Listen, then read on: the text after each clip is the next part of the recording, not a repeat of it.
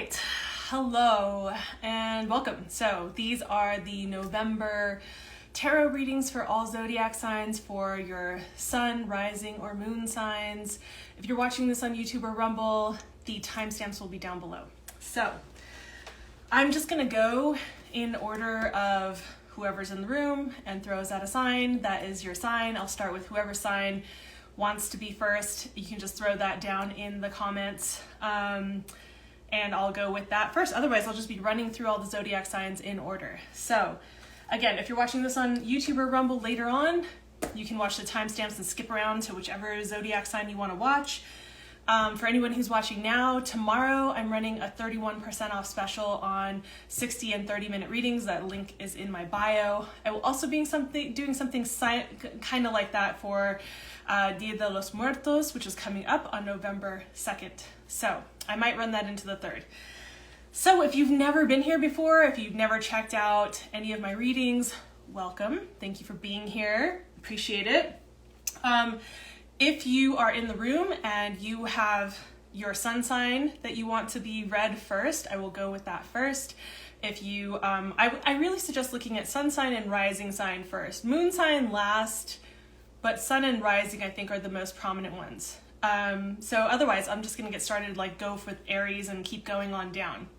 I know there's a little bit of a delay, so I'm just gonna let people kind of put that into the chat. I just figure after, I don't know, all of the pre-Halloween shenanigans that are like Halloween weekend shenanigans, thought Sunday Fun Day would be a good day to do all of the readings for November. So this is a collective reading for all zodiac signs for the month of November. So if no one has a suggestion for where they want me to start, which sign to start with first, then I'll start in order and I'll be starting with Aries. So you guys will have to bear with me too. I'm moving a little bit slower today. I have a concussion, so but it's been a few days, so I'm more clear. So I'm good and clear for this. I meditated ahead of time, cleared all my decks. So all right, I think we're just gonna get started with Aries first because I don't see any suggestions in the box. So we're gonna start with Aries. All right, Aries. So this is for Aries, sun, rising, and moon signs. What we're gonna do for all of the signs, I think that what we're gonna do is just kind of check out what's going on for the month. I kind of really liked the format that I used last month, which was like, what's happening overall, what's the overall theme of the month, and then where are we going for beginning of the month, middle of the month, and like where are we rounding out to the end of the month. And if I feel like it's necessary, then I'll probably pull out what kind of spiritual guidance or shadows we need to be looking at, right? So I'm going to be using 2 decks for the Aries. Hello, welcome, thank you for joining. You're welcome to put your, oh, thank you so much. I really appreciate that. Thank you. It's always lovely to hear. So if you want to put your sun or rising or moon sign for your zodiac sign into the chat, you're welcome to, and I will read that one next. Currently, I'm going to be starting with Aries. So let's start with Aries. What is happening for, actually I'm going to go with this deck first. What's going on for overall, what is the vibe? What is the monthly theme for November for my Aries people?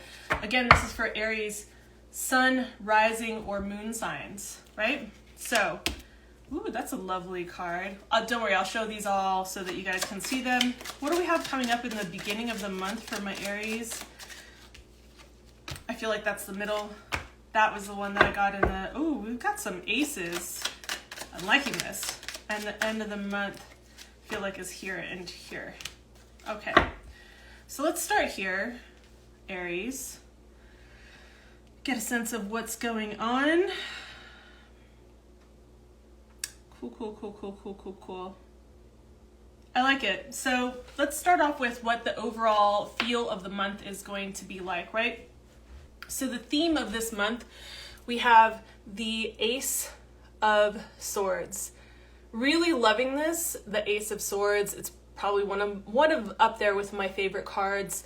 Reason being, Ace of Swords, when we're looking at Ace of Swords, it's like this is about clarity, really piercing through the veil, piercing through any murkiness or anything that's been going on. You see it piercing the crown there if you kind of look at that.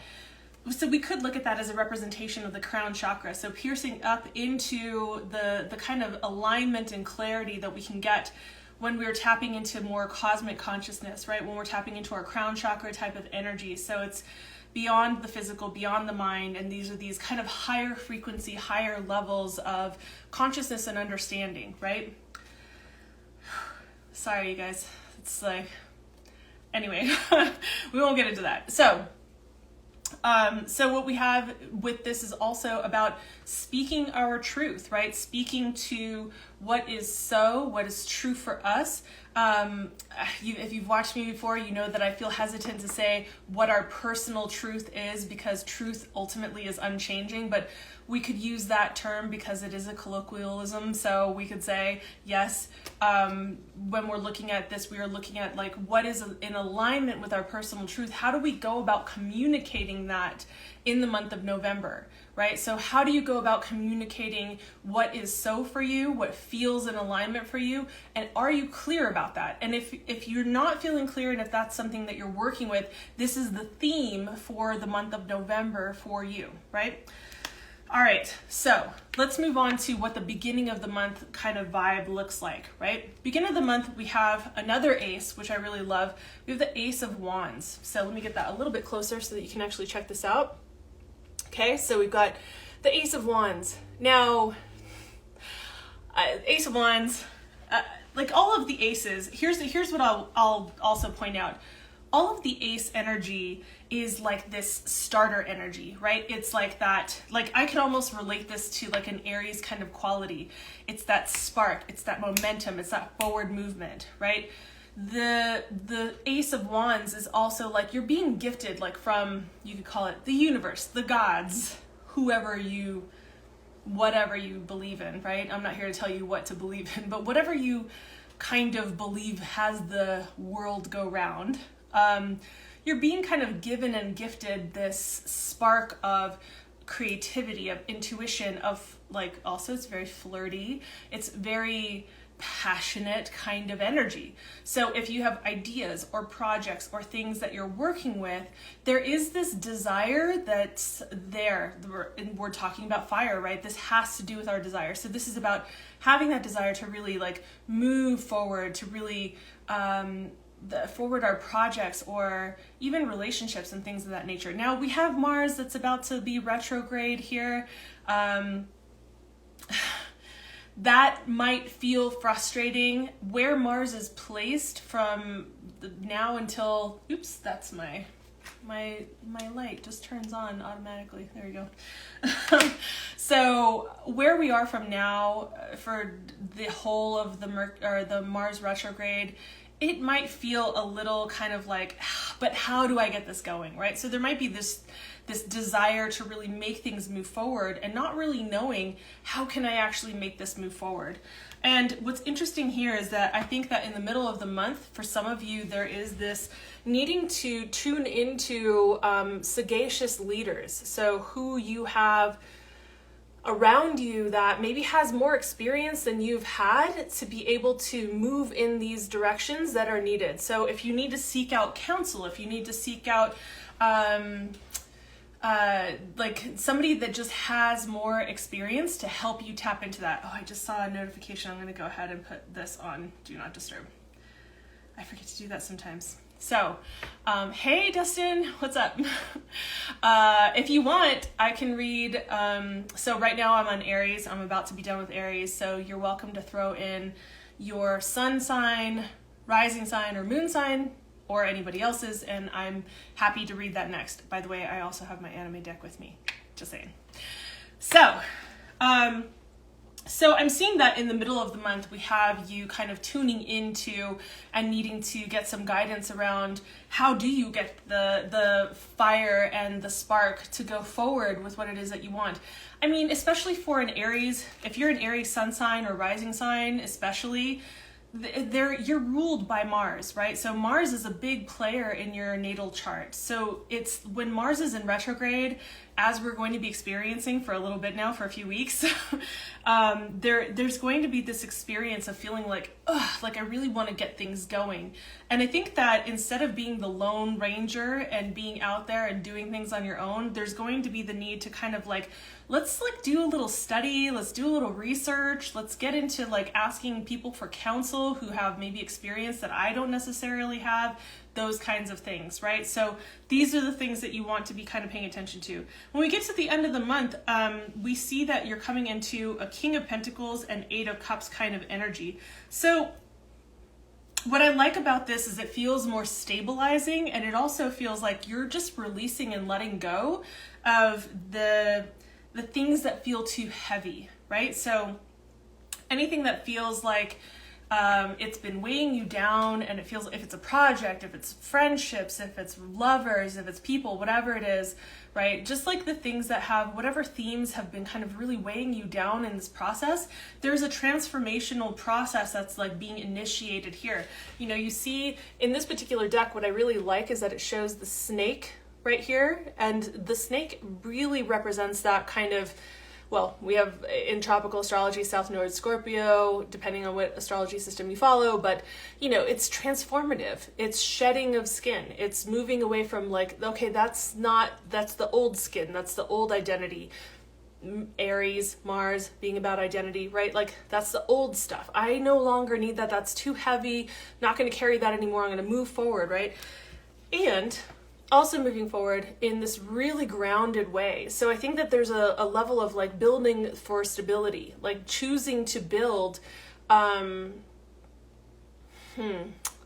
choosing to build in a way that is sustainable, in a way where you're looking at like, what are your values? What are the things that you value? What are the things that you want to build that are lasting? How are you building your kingdom?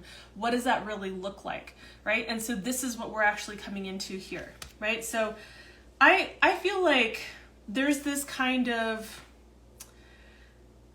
overall experience of needing to have this clarity, right, that we were talking about at the very beginning, and knowing what's in alignment, knowing what's true for you, and communicating what needs to be communicated. But I think it feels very journey-like, not to say that anybody else is, we're all on a journey, right? But I just mean that this feels very journey-like in that, you know, there's a spark, there's something that wants to move forward, and there's some kind of like slowing down of this where you need to kind of do research and really tap into any kinds of sagely advice that you can get, any counsel that you can get, and do some research, and also really looking at like, what is the structure? Like along with the Hierophant, we can talk about like, what is the structure that you are creating with the King of Pentacles as well, but like, what is the structure? Like what societal contracts, because a lot of us can't help but be indoctrinated into unspoken, unwritten societal contracts in terms of like, this is how things go, this is how it is, or this is how it doesn't go, and this is how we don't do things. So in which ways are you needing to re-examine the structures of society, contracts of that sort, tradition, and seeing like, does that tradition still fit with what it is that I'm trying to create? Or are there sagacious teachers that I can like move towards? And like, I'm saying that and my hands are like getting red. They're kind of like almost burning right now. So I feel like for someone out there, this is a message. I don't know why.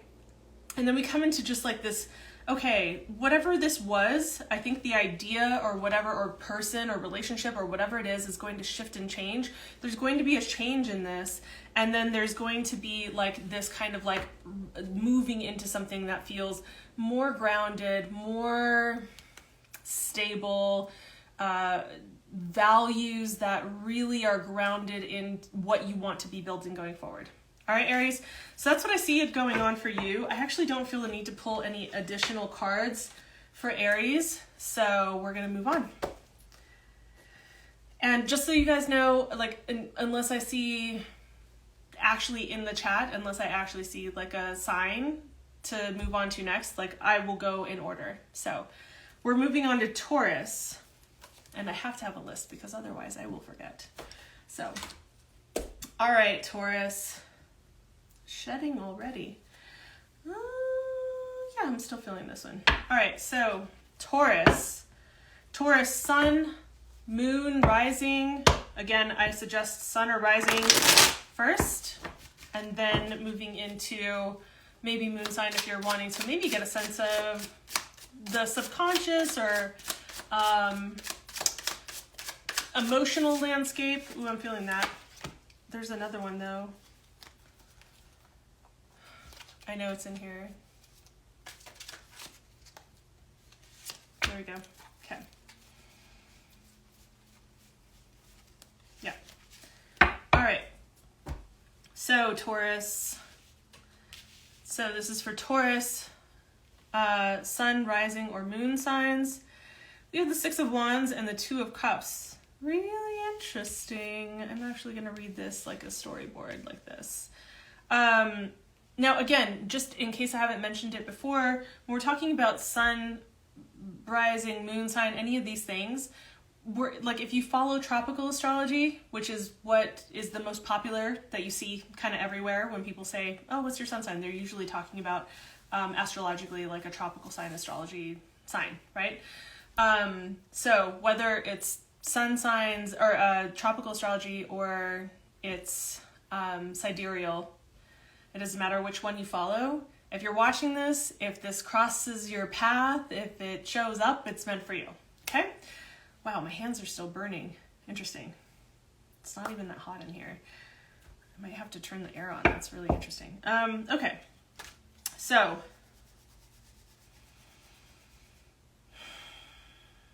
what's happening for Taurus? Sun, rising, moon, beginning of the month in November. Got some king energy coming through. I'm liking that. Okay. All right. So let's take a look at what we've got here.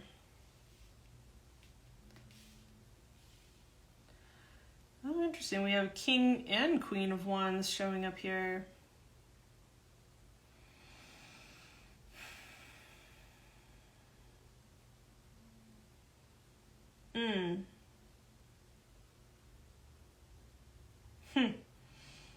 Sorry, guys. So, as I said, I'm recovering from a concussion. I'm day 5, I think, 5 or 6. So it's good, but it has me processing slower for now. So, and for anyone who wants to tell me I shouldn't be drinking caffeine, I know, but I'm doing it.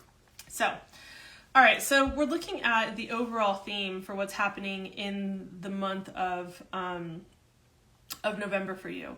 Now, for those of you who are dealing with love relationship kind of situations, for those of you who are in that space, I'm going to say there's like this whole, a couple different ways.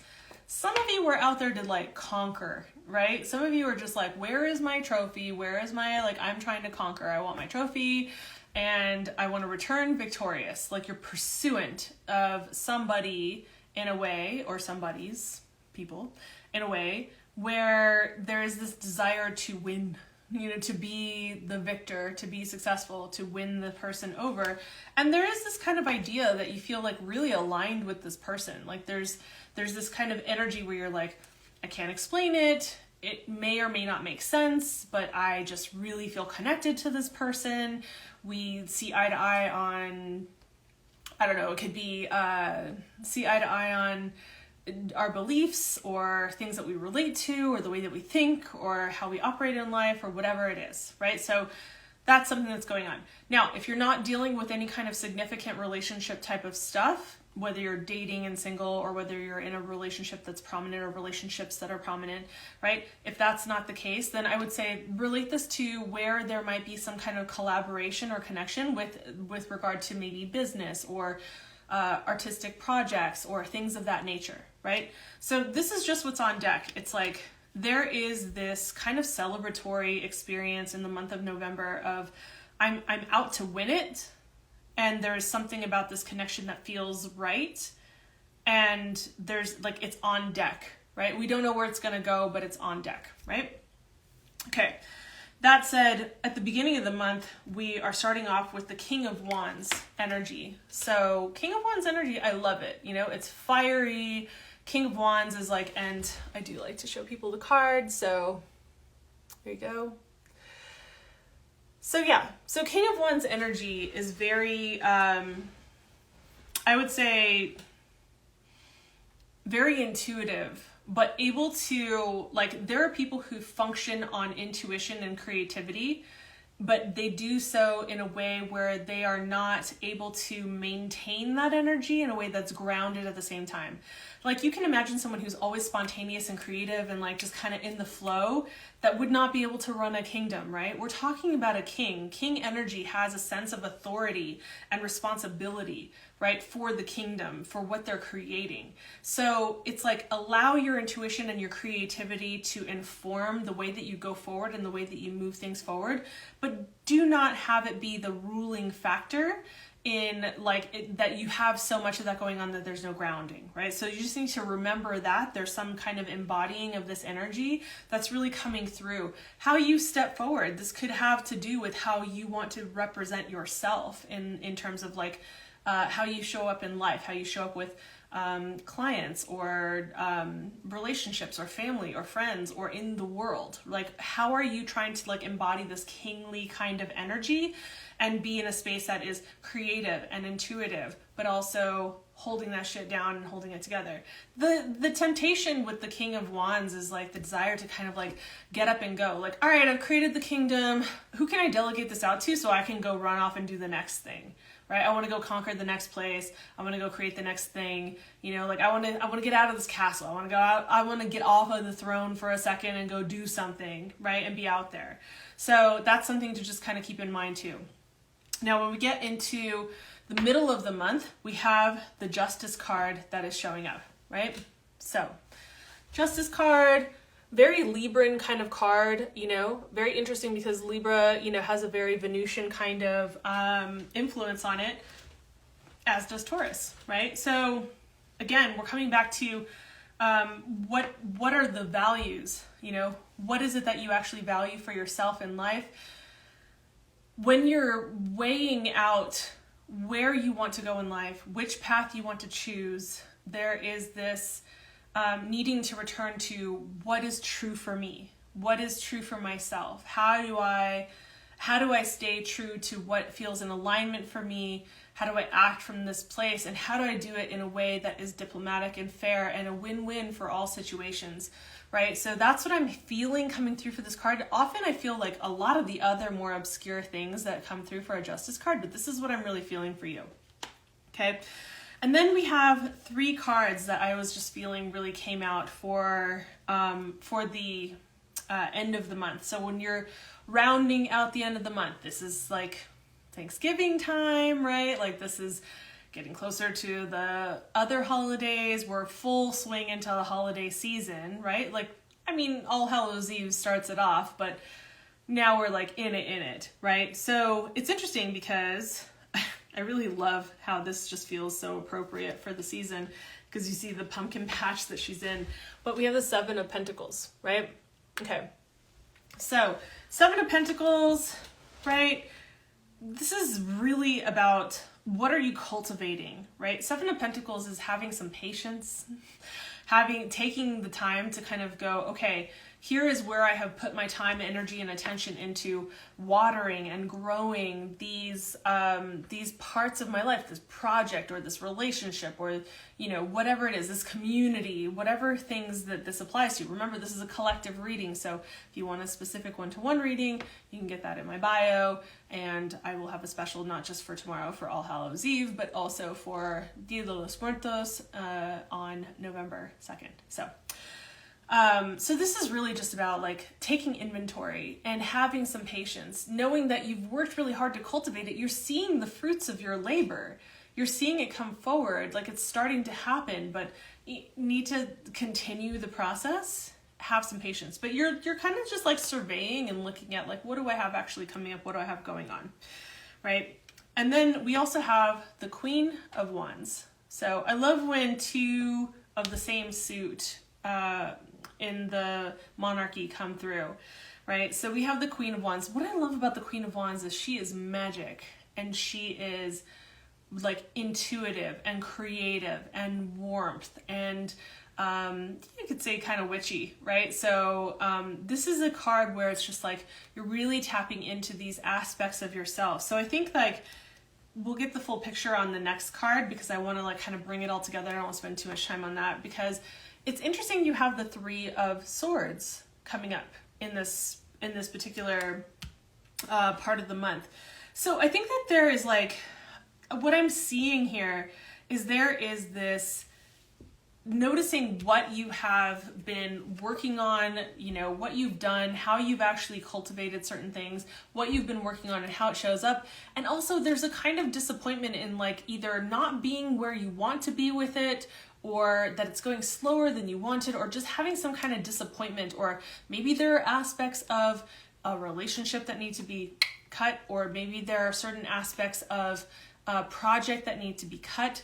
But there is this kind of like, all right, here's what I've cultivated, here's what I'm disappointed about, what do I actually do about this? And what I see is like stepping into some of that, again, very fiery, regal energy when it comes to the fire realm, stepping into a sense of like, what does your creativity say? What does your warmth in your heart tell you?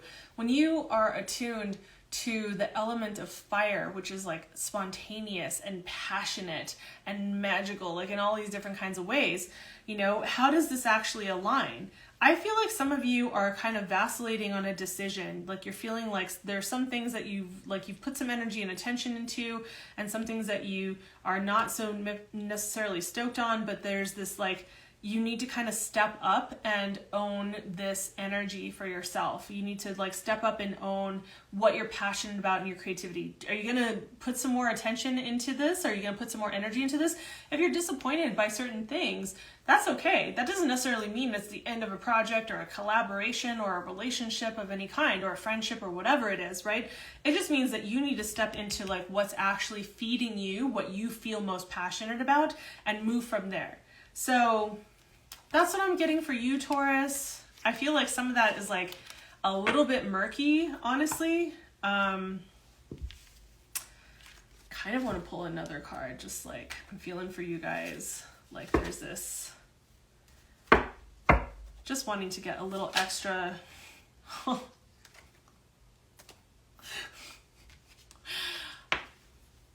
Three of crystals, which is the Three of Swords here. Three of Swords again. There's something that you're like, so here's what I'm getting right now. I'm gonna pull another card, but here's what I'm getting right now. The kind of disappointment that comes sometimes through when we're grieving something, or we're disappointed with not getting everything that we're like really wanting with a person or a project or something like that. Sometimes we gotta check ourselves and see like, is this me? Am I creating some kind of like am I putting a project on a pedestal? Am I putting, or a person? Am I expecting too much? Am I setting myself and this person, or myself and this project up for failure because I'm being too like closed off about how it needs to look or feel? I don't know, for someone out there, I feel like, or a few people actually, I feel like that's coming through. But I really wanted to look at this deck to get a little bit of perspective for just like some spiritual advice. Like, hey, I know this is kind of like murky, but what can we get from that? Yeah, I'm feeling that one. Cool. So definitely a lot of this kind of regal, like creating your own life, own kingdom kind of energy coming through, right? We have the Emperor that's coming through. So, you know, the Emperor is self-made. The Emperor creates his king. The Emperor didn't come into power because the Emperor was of a birthright, the way that a king or a queen or a princess or a prince would, right? So the Emperor actually takes on, I'm going to create the kingdom. I'm going to change my stars and I'm going to become this, right? and take this on. And also creating something that lasts, like that has lasting staying power, right? It has the ability to stand the test of time, essentially, right? So very interesting, Taurus. I'm really curious to, I'm going to touch base with a couple Taurians I know and be like, how does that resonate? All right, Gemini's sun, moon, or rising. All right, so let's get into Gemini. Let's see. What do we want for Gemini? I'm feeling this deck here. So, all right. Need to stay hydrated. I actually put that in the freezer and made it so that it's like a little bit of a slushy. So it's nice and frosty, but it was a slushy at first. All right. All right, Gemini. So what is the overall theme for my Gemini sun, rising, and moon signs? I don't know why I'm getting this, but for one of you, any Geminis that are like, that don't live in the Joshua Tree area that are planning to go there, there's something about like needing to be careful, safety wise, like careful with yourself. I don't know why.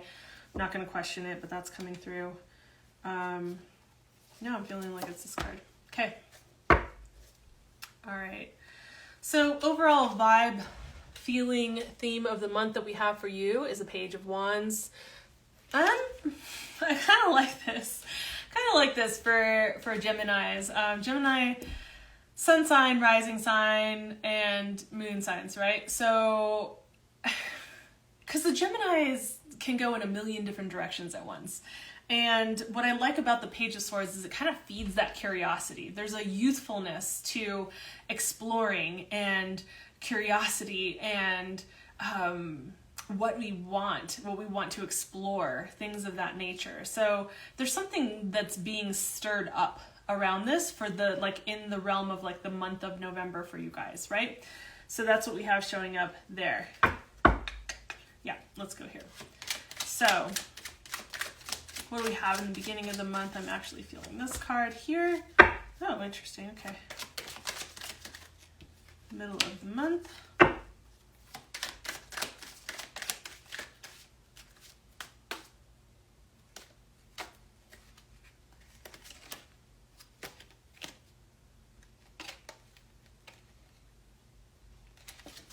Okay. Sorry if that was a little bit loud. All right.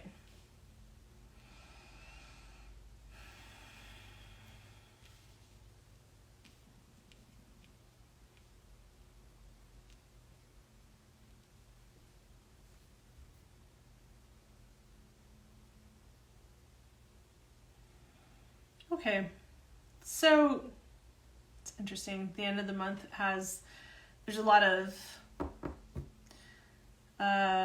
8 energy going on. So let's start with the beginning of the month. So like the Taurus peoples that we just came from, we actually have the King of Wands coming up. So if you were watching the previous one for any reason, I don't want to repeat too much, but what I will say is that the King of Wands is definitely like this kind of energy of, at the beginning of the month, needing to really pay attention to, okay, if you are feeling like you are moved by spontaneous energy, by muse-like energy, by creativeness, by desire, by inspiration, the desire to act, the part about the king energy is like remembering that you're in a space of like taking authority of your own life experience, right? So this is it's really important for you to remember that in order to rule a kingdom, to create your own personal kingdom in a way that is grounded and sustainable, you need to be able to be in a space where you allow yourself to be inspired and you allow yourself to be moved by creativity and inspiration and spontaneity, but it is not done in a way that is not sustainable. So keep that in mind. So how can you approach your relationships or your career or whatever it is, right? Projects, things like that, in a way where you're allowing yourself to be inspired and creative and spontaneous, but not in an ungrounded way, in a way where you're kind of more like, it's kind of like you feel all of these things, you feel the inspiration, you feel the push for all these things, but you're not allowing it to be messy, right? Because you can imagine if you're just pulled in every different direction, that it could be really messy if you're not grounding and anchoring that in, right?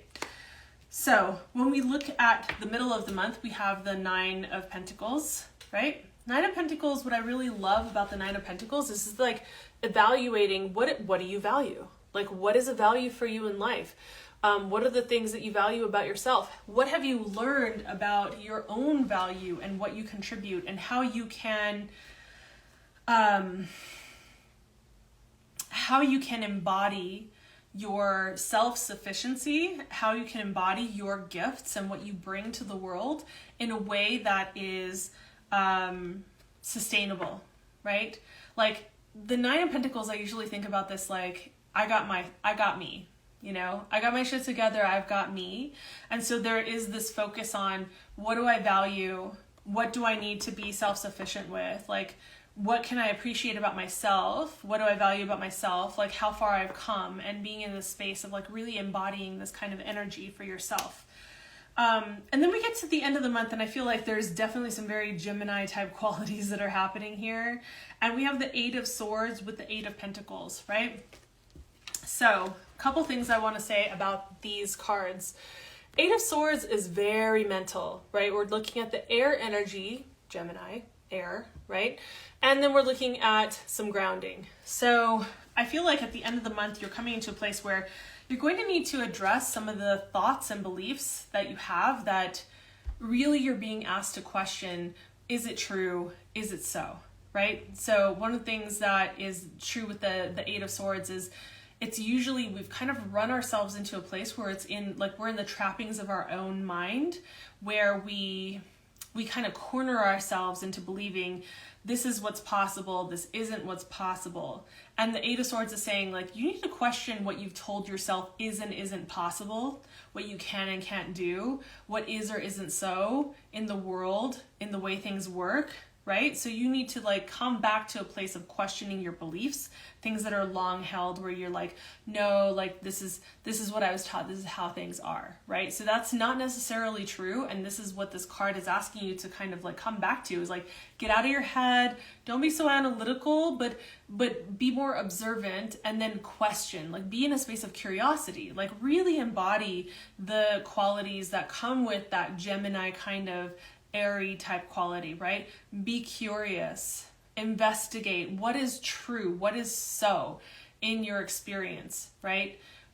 This is where I love things like Byron Katie, right? Because there's the question is like, okay, is this true? Do I absolutely know that this is true, right? Like how can I examine this? How can I go through an inquiry process that helps me get to the core of things and realize that most of the time we're not, like I would say 9 times out of 10, we're not trapped in the ideas that we think that we're trapped in, right? Or we don't, sometimes we believe that we have really limited options to what we really have.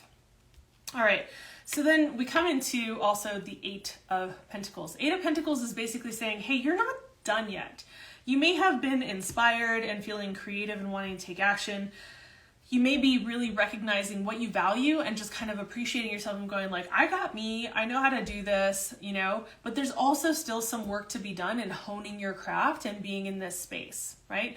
So you need to be able to spend some time working on and honing your craft, what it is that you're working with. Now this doesn't have to be about your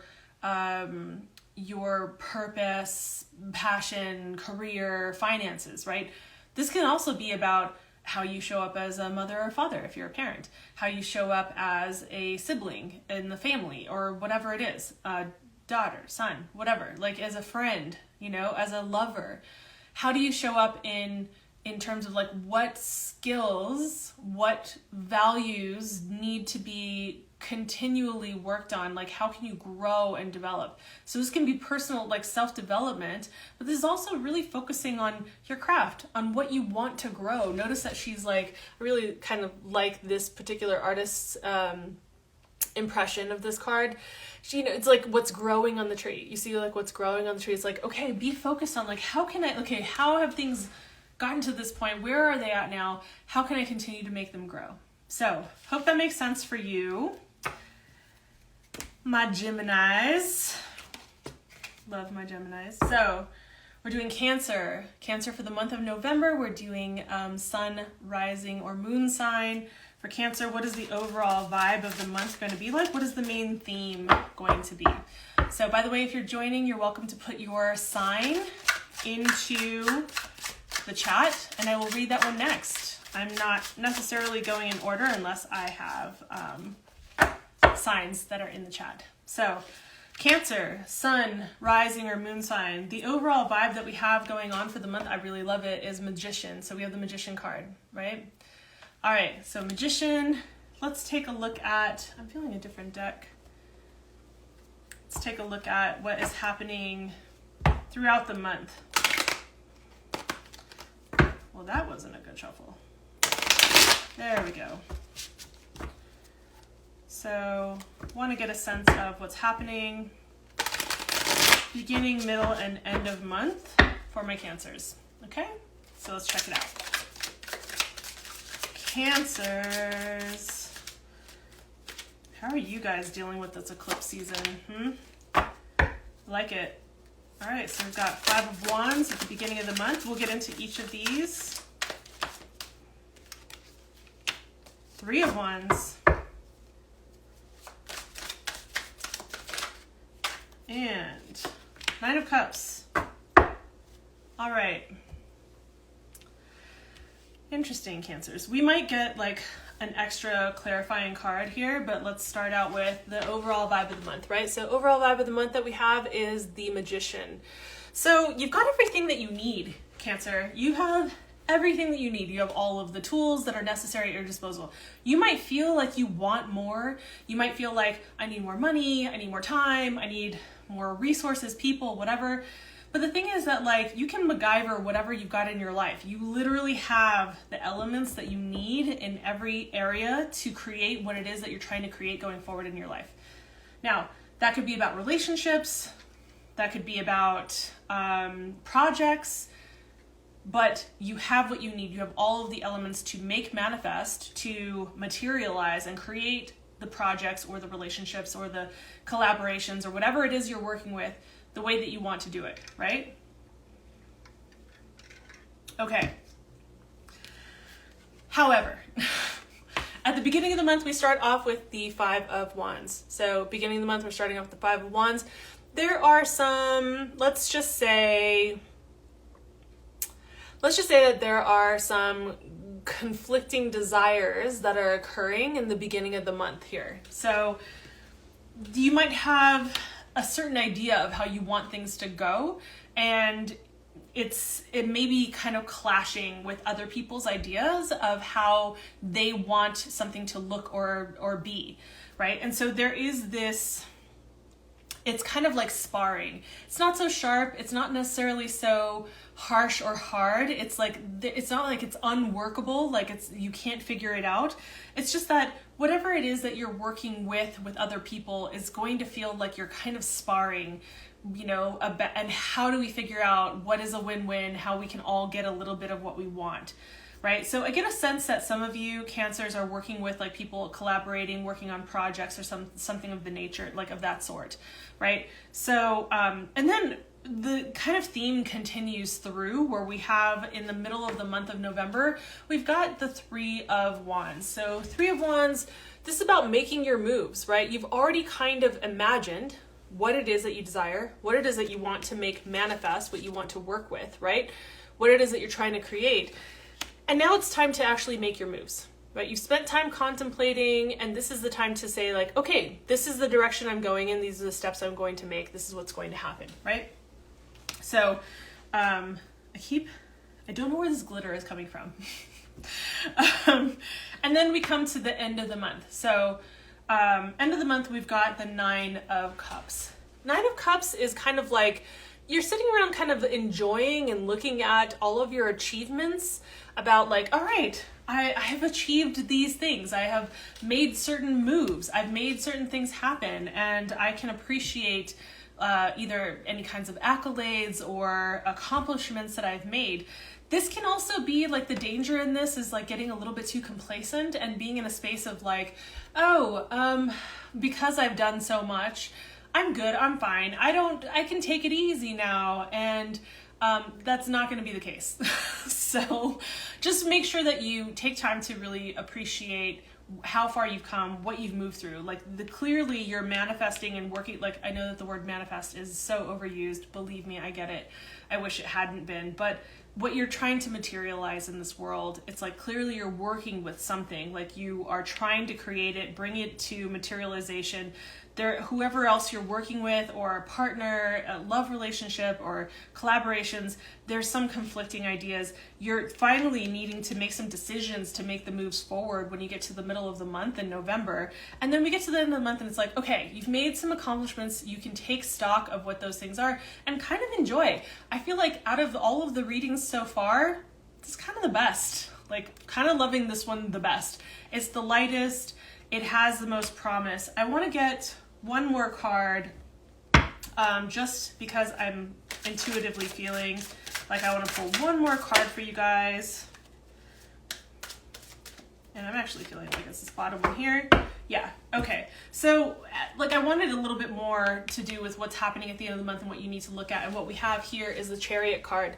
So, and the Chariot card is really all about that forward movement in a way that is aligned. So you need to be able to take stock of what you've moved through, what you have created, what roots you've planted, what you've done throughout the month of November, and then just look at what is the most aligned movement forward. Like how do I bring everything, like you're moving, the Chariot is moving away from a castle and a kingdom that's already been built, and it's going in a completely new direction. So this is really about taking stock for what that is and making sure that you're actually aligned. The Chariot doesn't move forward unless there's aligned action. So your will and your heart and your intuition and your connection to whatever it is that you believe in needs to all be connected in a way that is harmonious so that you can move your projects, move your relationships, move things forward. So that's what I have for my Cancers for the month of November. So those of you who are just joining me, if you happen to be in here, I see there are a few people in here,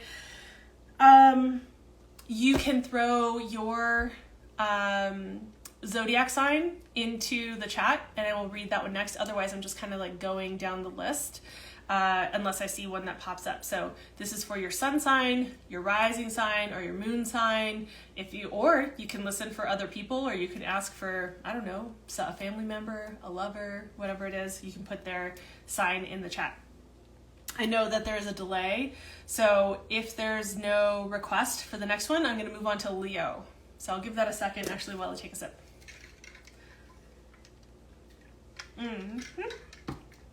Okay. All right, I'm not seeing anything coming up in the chat. We're moving on to Leo. And it's starting to get dark. I live in a canyon, so the sun goes over the ridge really quickly. And I lose light very quickly, so I'm probably going to turn on my light here in a moment. Hey, honeys, good to see you. Welcome, welcome. So I'm doing all of the Zodiac sign readings, collective readings for the month of November. Okay? So you're welcome to put your sign in the chat, and I will get to that one next. Currently, we're moving to Leo. So Leo, sun sign, rising sign, or moon. That's probably the order that I would recommend reading your... oh, I didn't even need to shuffle that. I'm feeling that card strong. Okay. The World card. Beautiful. Okay. And let's take a look at what's happening for my Leos for the month of November. All right. Leos. Month of November. Beginning of the month. Got some serious connection going on here with the Two of Cups. I'm liking that. That's interesting. Especially with the World card. Let's see what else is coming up here. Six of Swords in the middle of the month. I'm feeling one more here.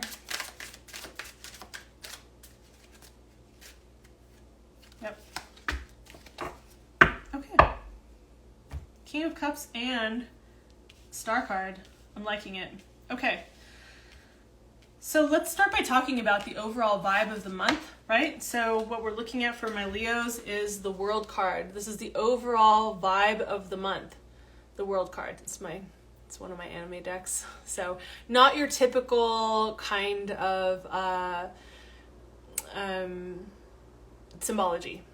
So, but with the World card, what we have going on is there is a new beginning, which means that there has to be something that's completing. Don't hear that as an ending, right? It doesn't have to be something really tragic or serious, like, oh, there's an ending and a beginning. However, we are in eclipse season, which ushers in really great beginnings and endings, right? It's the nature of it. There's the end of a cycle and the beginning of a new cycle. So here we have the beginning of a new cycle, which means something has come to completion. Now, completion doesn't mean ending like it's out of your life, whether that's a project or a person or whatever it is, right? That doesn't necessarily mean it. It means that some kind of level of completion has happened. So let's say that we're talking about relationship for Leos, right? If we're talking about relationship, then this could be like, you know, it's the initial dating, getting to know you process has completed, and we're moving into like the more serious, like, let's talk about exclusivity, right? Or something like that, right? Just as an example. Or one phase of this project has completed and we're graduating into the next cycle. So, you know, when we're talking about new cycles beginning, meaning something has ended, that is just the completion of something previous, right? So, and that could be an ex, that could be a project, that could be a lot of different things, but just to give you some examples of what that actually means. I think that sometimes too often we hear ending and we're like, oh no, oh my goodness, right? So at the beginning of the month for Leos, what I have for you is the Two of Cups, right? Two of Cups. I love the gold foil on this. I haven't used this deck in a little bit. So, Two of Cups, there are some seriously great collaboration feelings that are happening here at the beginning, right? And this, again, like this doesn't have to mean that this is let's fix my sleeve there. It doesn't have to mean that it is a relationship. It could be a project, it could be collaborating artistically with other people. So it doesn't have to be purpose, career driven, or relationship driven. I think that often when we're looking at tarot, it's very like, that's the most common question, but it can look a lot of different ways. So just kind of like expand your look into the periphery of like what the other things can be and how this is showing up. So we have the Two of Cups is really talking about like there's a harmonious kind of connection here. There is some kind of, it could feel soulmate like. It could feel like, wow, we really get each other, right? Like this kind of connection is like, wow, it's almost healing in some way. We really get each other on these levels. We understand each other. There's almost like unspoken understanding that exists in this space. And then we come to the middle of the month and we have the Six of Swords, right? Now, when we're looking at the Six of Swords, there's another aspect of letting go, right? You know, so I think that the Six of Swords can actually be a really positive card, but I think that sometimes for some people there is like this kind of grieving process. Like you see this person who is in the boat, who is kind of like, they're leaving behind something, whatever it was. They're leaving something behind and they're going off to new shores. They're traversing the waters, right? It is the swords, right? So I think the way I interpret this is that there is this kind of not allowing our mind or our emotions to necessarily take over, right? Because I think that both are involved when we're moving on to new shores. Like the grass is greener on the other side, I'm moving on to a new land. That means that if I'm moving in any sense, right? If I were just moving from one state to the next, that would mean, or one province to the next, like I'm moving and I'm going to be leaving behind things that are familiar.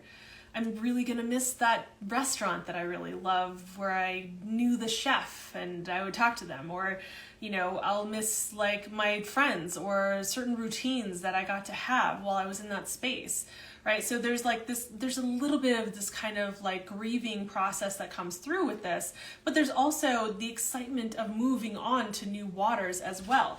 So, you know, that's just something to really keep in mind when you're looking at the Six of Swords here. It's like, okay, yeah, I'm moving forward, I'm moving on. And that might mean that it appears as though I'm leaving people behind, but that doesn't mean you can't go back and visit, right? It just means that for the time being, you're moving into,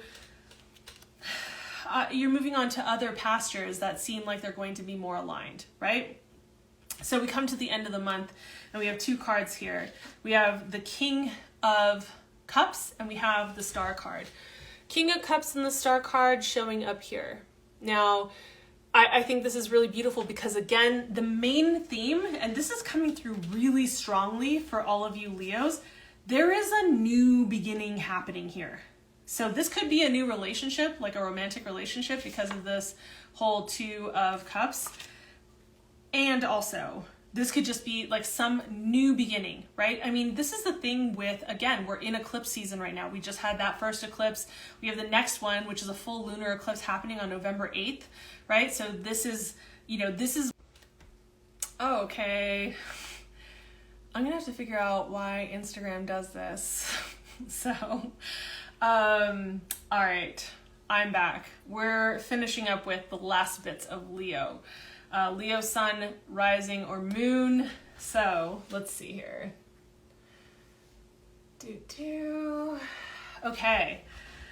Yeah, I gotta figure out why it does that. I'm not really sure why it does that. Okay, so last bits of Leo. So when we come to the end of the month, basically what I'm seeing is like there's this really big push for you to move in the direction of what actually feels the most aligned for you in terms of feeling and heart, not what you are thinking, not what is analytically there, but what you actually want to be a part of, right? Like what you actually want to have be incorporated into your life, how you want your life to feel, how you want your relationships to feel, how you want your projects and your work, how you want your environment, your living space, your bedroom, how you want all of it to feel. And so moving into the direction of what feels good. And I feel like this is definitely very connected to the Six of Swords that we saw that's happening in the beginning or the middle of the month for you.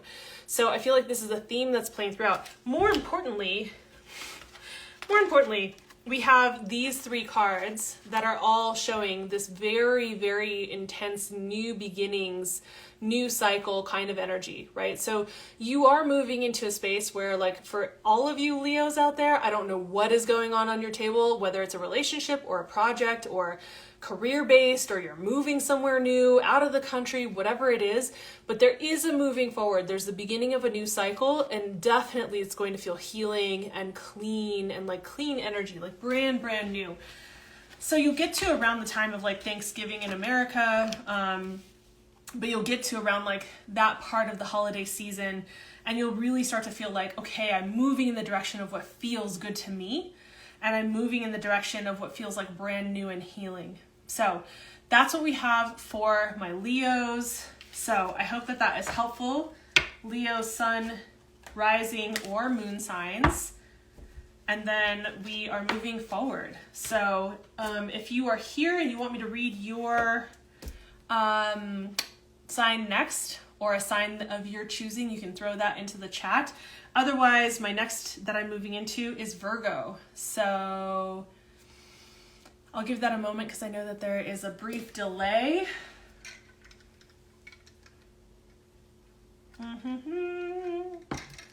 Okay. And I don't think I'm seeing anything, so I'm just going to go with the next. So let's get into Virgo. All right. Oh, Libras win? Okay, let's go with Libras. Let's not do Virgos yet. We're going with Libra. Libra, sun sign, rising sign, moon sign. What do we have going on for my Libras in the month of November? Remember that we are in eclipse season, so this shit is intense. It is intense. All right. I'm not feeling that. This just happens to be a long deck. Very challenging too. My hands are pretty long, but not quite as long. So what is going on for my Libra's sun sign, rising sign, moon signs for the month of November? What we're first taking a look at is the overall theme of the month. Like, what are the main themes or theme that you are dealing with? Oh, that feels good. Let's see. Interesting. Okay, so we've got Knight of Cups. Don't worry, we're going to get into all of this. Feeling this deck here. All right. So we're going to take a look at what's the progression of the month and what that feels like. So we've got the beginning of the month and middle of the month.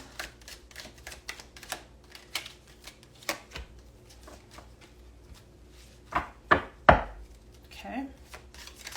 Lot of mental energy going on here, Libra. What's this?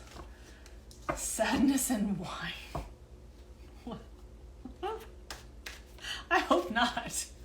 All right, and the end of the month. What is it? What is it looking like, feeling like for my Libras at the end of the month in November?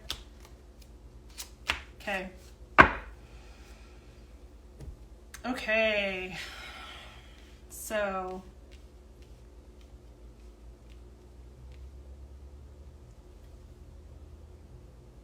okay, so let's start off by talking about what's happening at the beginning of, or for the overall vibe of the month, the overall theme, and what you're dealing with for the month of November. All right, so we have the Knight of Cups. And I was just talking about the Knight of Cups for the Leos, so if you weren't tuned into that and weren't hearing that, then let me just kind of reiterate some of the stuff I was talking about. Knight of Cups is really, like, Knights are about that forward movement, and they're about that action. So it's really about, with each suit that is in the tarot deck is about how, like, which elemental process, like, how does each Knight take action. The Knight of Swords, the way that the Knight moves through in the world and takes action in the world is with feeling, from tapping into how they feel, what feels good, right? So the navigation and the themes that are up are less about what you're thinking. Not to say that you shouldn't apply analytical processes as you make your decisions throughout the month. More just that there needs to be an emphasis and attention paid to how do I feel before, during, and after doing this particular project, or interacting with this particular person, or these people, or this group, or going to do this activity, right? Like, how can I continue to create the things that feel good on these levels? Like, how can I create the things that feel good to me and create a life that more and more feels like what it is that I want to feel like and how I feel good, if that makes sense, right? So at the beginning of the month, we're starting out with the Two of Swords. Okay, so Two of Swords energy, and I really actually like this particular deck's symbology with regard to the Two of Swords. It's very reflective. You see the reflection there. So it's very reflective.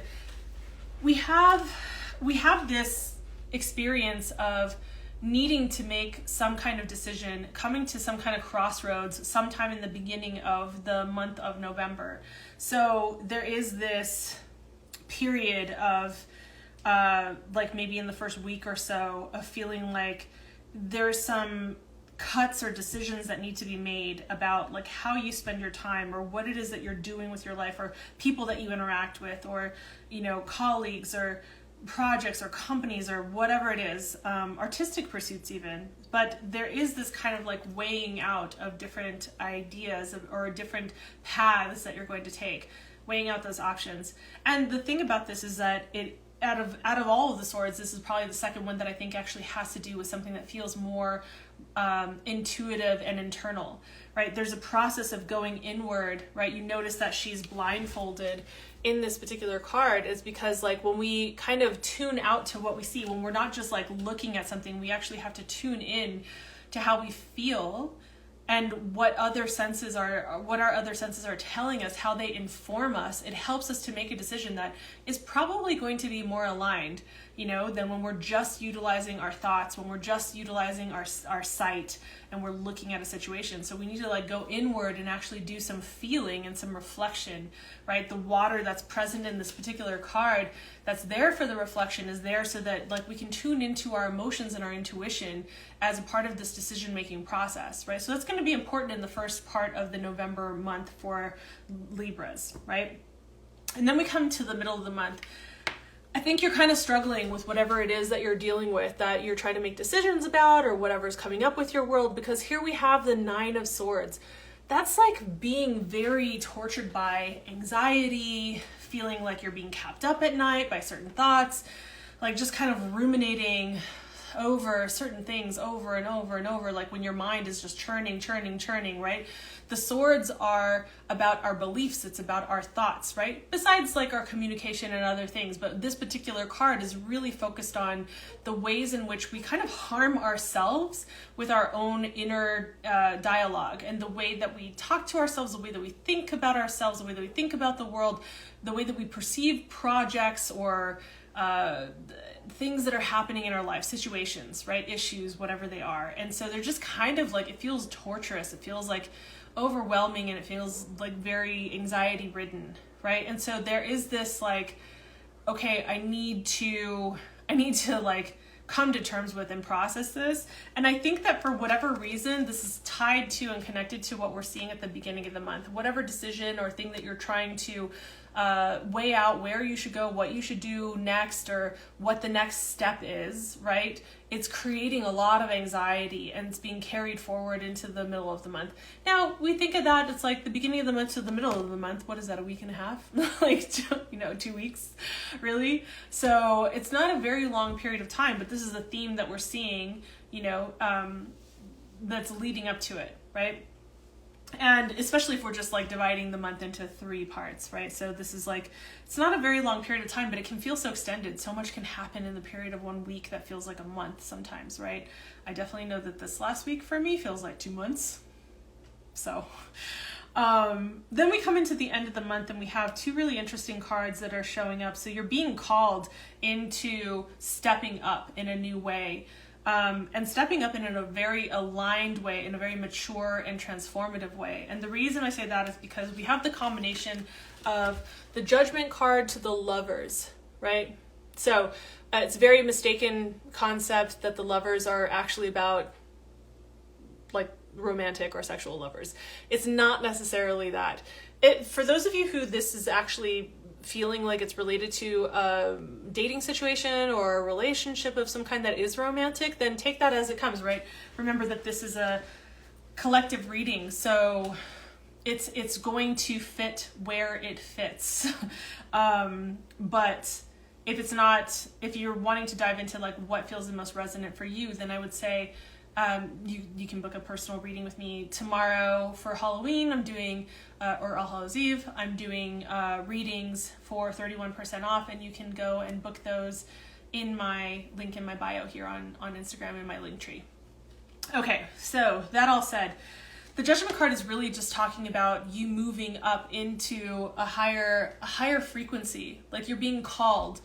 Normally with this particular card, what we see is the heavens parting, the angels with their trumpets, and they're calling forth people.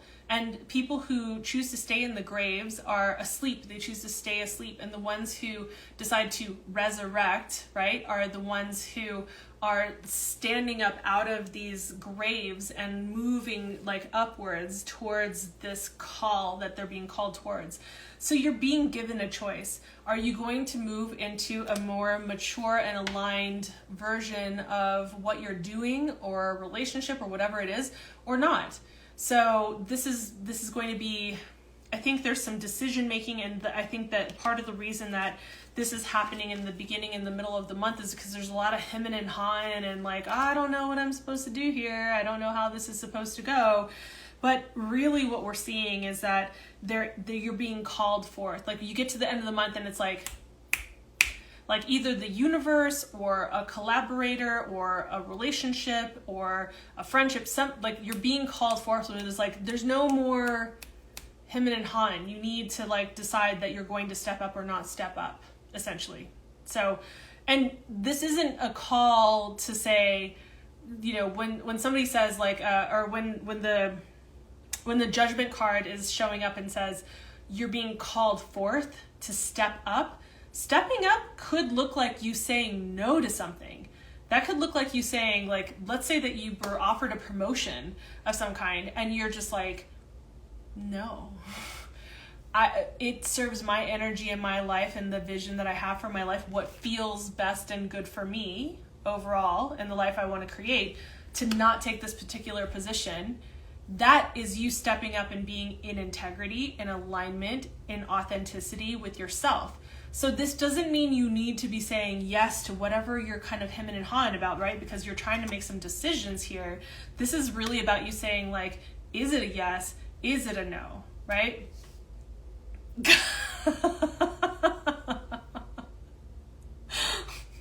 Let's step up. Let's all get stepped up. Yeah, exactly. So, and the last thing I'll say about the Lovers card showing up here with the Judgment card, Lovers card is really just about polarity. We can look at it in terms of like yin and yang energy, right? The yang is that force and that movement forward and that action, and the yin is this kind of like receptive flowing with like what comes at us and like being able to move like water, right? And when you are able to bring these two elements together in a balance where you're able to be in action and allowing, right? Where you're in flow, but you're also still being decisive. When you can blend these energies together in a harmonious way, you really open up this other form of alignment, which is what this angel in this particular deck, it looks a little bit ominous, but this angel is like coming forth and saying like it's meant to represent divine energy and like this kind of divine alignment and how things can really move forward. So that's what's really showing up for you, Libra, in the month of November. So I hope that is helpful going forward. And that is our Libras. So I'm going to go back to Virgo. So Virgo, sun, rising, or moon sign. By the way, if you are in the chat, you are welcome to go ahead. Oh, thanks for that. If you're in the chat, you're welcome to go ahead and throw in a sign that you want me to read. If it's like the sign of a family member, a friend, a person you know, whatever, you can throw that into the chat. I'm not reading in order like strictly, so I'm just going in order until somebody puts another sign into the chat, and I know there's a delay. So let's get on with the Virgos for now. I'm feeling this deck for my Virgos. All right, Virgos, how are we doing, Virgo? How are we doing with this eclipse season? How's that feeling for you? You know, what kinds of blasts from the past are coming up? What kinds of endings? What kinds of beginnings? What are the major themes? So let's find out how this continues in the month ahead, in November. Interesting. So the overall theme for the month in November for my Virgos is the Tower card. So this is what we have showing up for my Virgos. Sun, rising, or moon signs is the Tower card. Now, we'll come back around to that. I don't want people to freak out about the fact that there's a Tower card. Hey, Tyler, what's up? You're welcome to throw your sign into the chat if you want me to read that next. So we're on Virgos right now. All right, Virgo, let's find out what's going on. So, the Tower gets a bad rap. It's not necessarily comfortable, but it also depends on how you deal with that energy, right? So let's find out what's happening for my Virgos in the beginning of the month of November. So we'll take a look at the progression. So the beginning of the month, middle of the month, end of the month. I love it. Okay.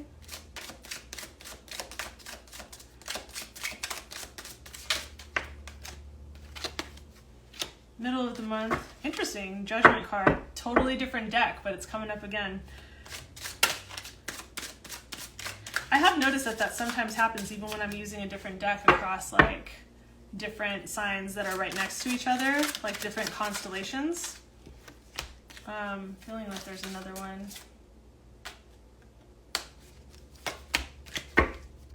Okay. Yeah, interesting, because it's a completely different deck and we're actually seeing a couple of similar cards to what was showing up with the Libras. Okay. So, first of all, let's start off with talking about the Tower card being the overall theme for the month for Virgos, right? So, I know that it can look kind of scary, right? When you've got the Tower card that's showing up, but the Tower card is really just saying, okay, there are certain structures, there are certain things, foundations that are no longer really functioning. That if they were working, they're shaky, they're on shaking ground, and they won't stand the test of time. Like, it's kind of like the three pigs and the wolf, right? Like, just the I'll blow your house down kind of situation. It's like, this is one of the first two drafts where it's like, the house will get blown down. Huffing and puffing and blowing the house down. So, like, there are things, this is like going back to the drawing board. So, with the Tower card, one of the things that I really recommend for people who have this show up in a reading is to say, hey, you know what? The more that you resist the shifting, the more that you resist what wants to go, wants to be released, the more difficult it is. So this is a time to really do your best to allow what is going to go. Because the more that you actually hold on to this, the more that you try to keep certain structures in place, the more difficult it is. Now, we are in eclipse season, and I feel like that's kind of just the theme of eclipse seasons in general, is to just allow for like what wants to go, let it go, right? It's just like, and this is something that I've had to come to and learn for myself as well, is like, especially during eclipse seasons, I'm just like, I'm not going to fight the funk. Like, if something wants to go, if someone, some project, something wants to go, as difficult or as stressful as it may be, it's just like, let it go. I'll deal with it on the other side if I can see about whether something is salvageable. But the thing is, like, when you're rebuilding a structure, right, with the Tower card, when you're rebuilding a structure, it doesn't necessarily mean that there aren't, like, let's say that you take down a house, right? You're like, oh, no, this framework is not going to work. The structure is not going to work. How can I like start anew? And when you go to rebuild, there might still be like pieces from the demolition that you're like, oh, this wood is still really good and strong and usable. I can still take these certain pieces and incorporate them into the new structure. So just think about it like that. There might be aspects from what wasn't going to work that when you kind of sift through things, right, afterwards, that there might still be things that are like worth using and usable in the next chapter, in the new structure, in the new version, the next iteration, right? So you can maybe even think about this like people who come back to their homes after a tornado or natural disaster, and they see like what is actually workable, like what's salvageable, what's in good quality that they can keep, right? So, sorry, it's getting a little darker here, you guys, so I'm just going to turn that up. So, okay.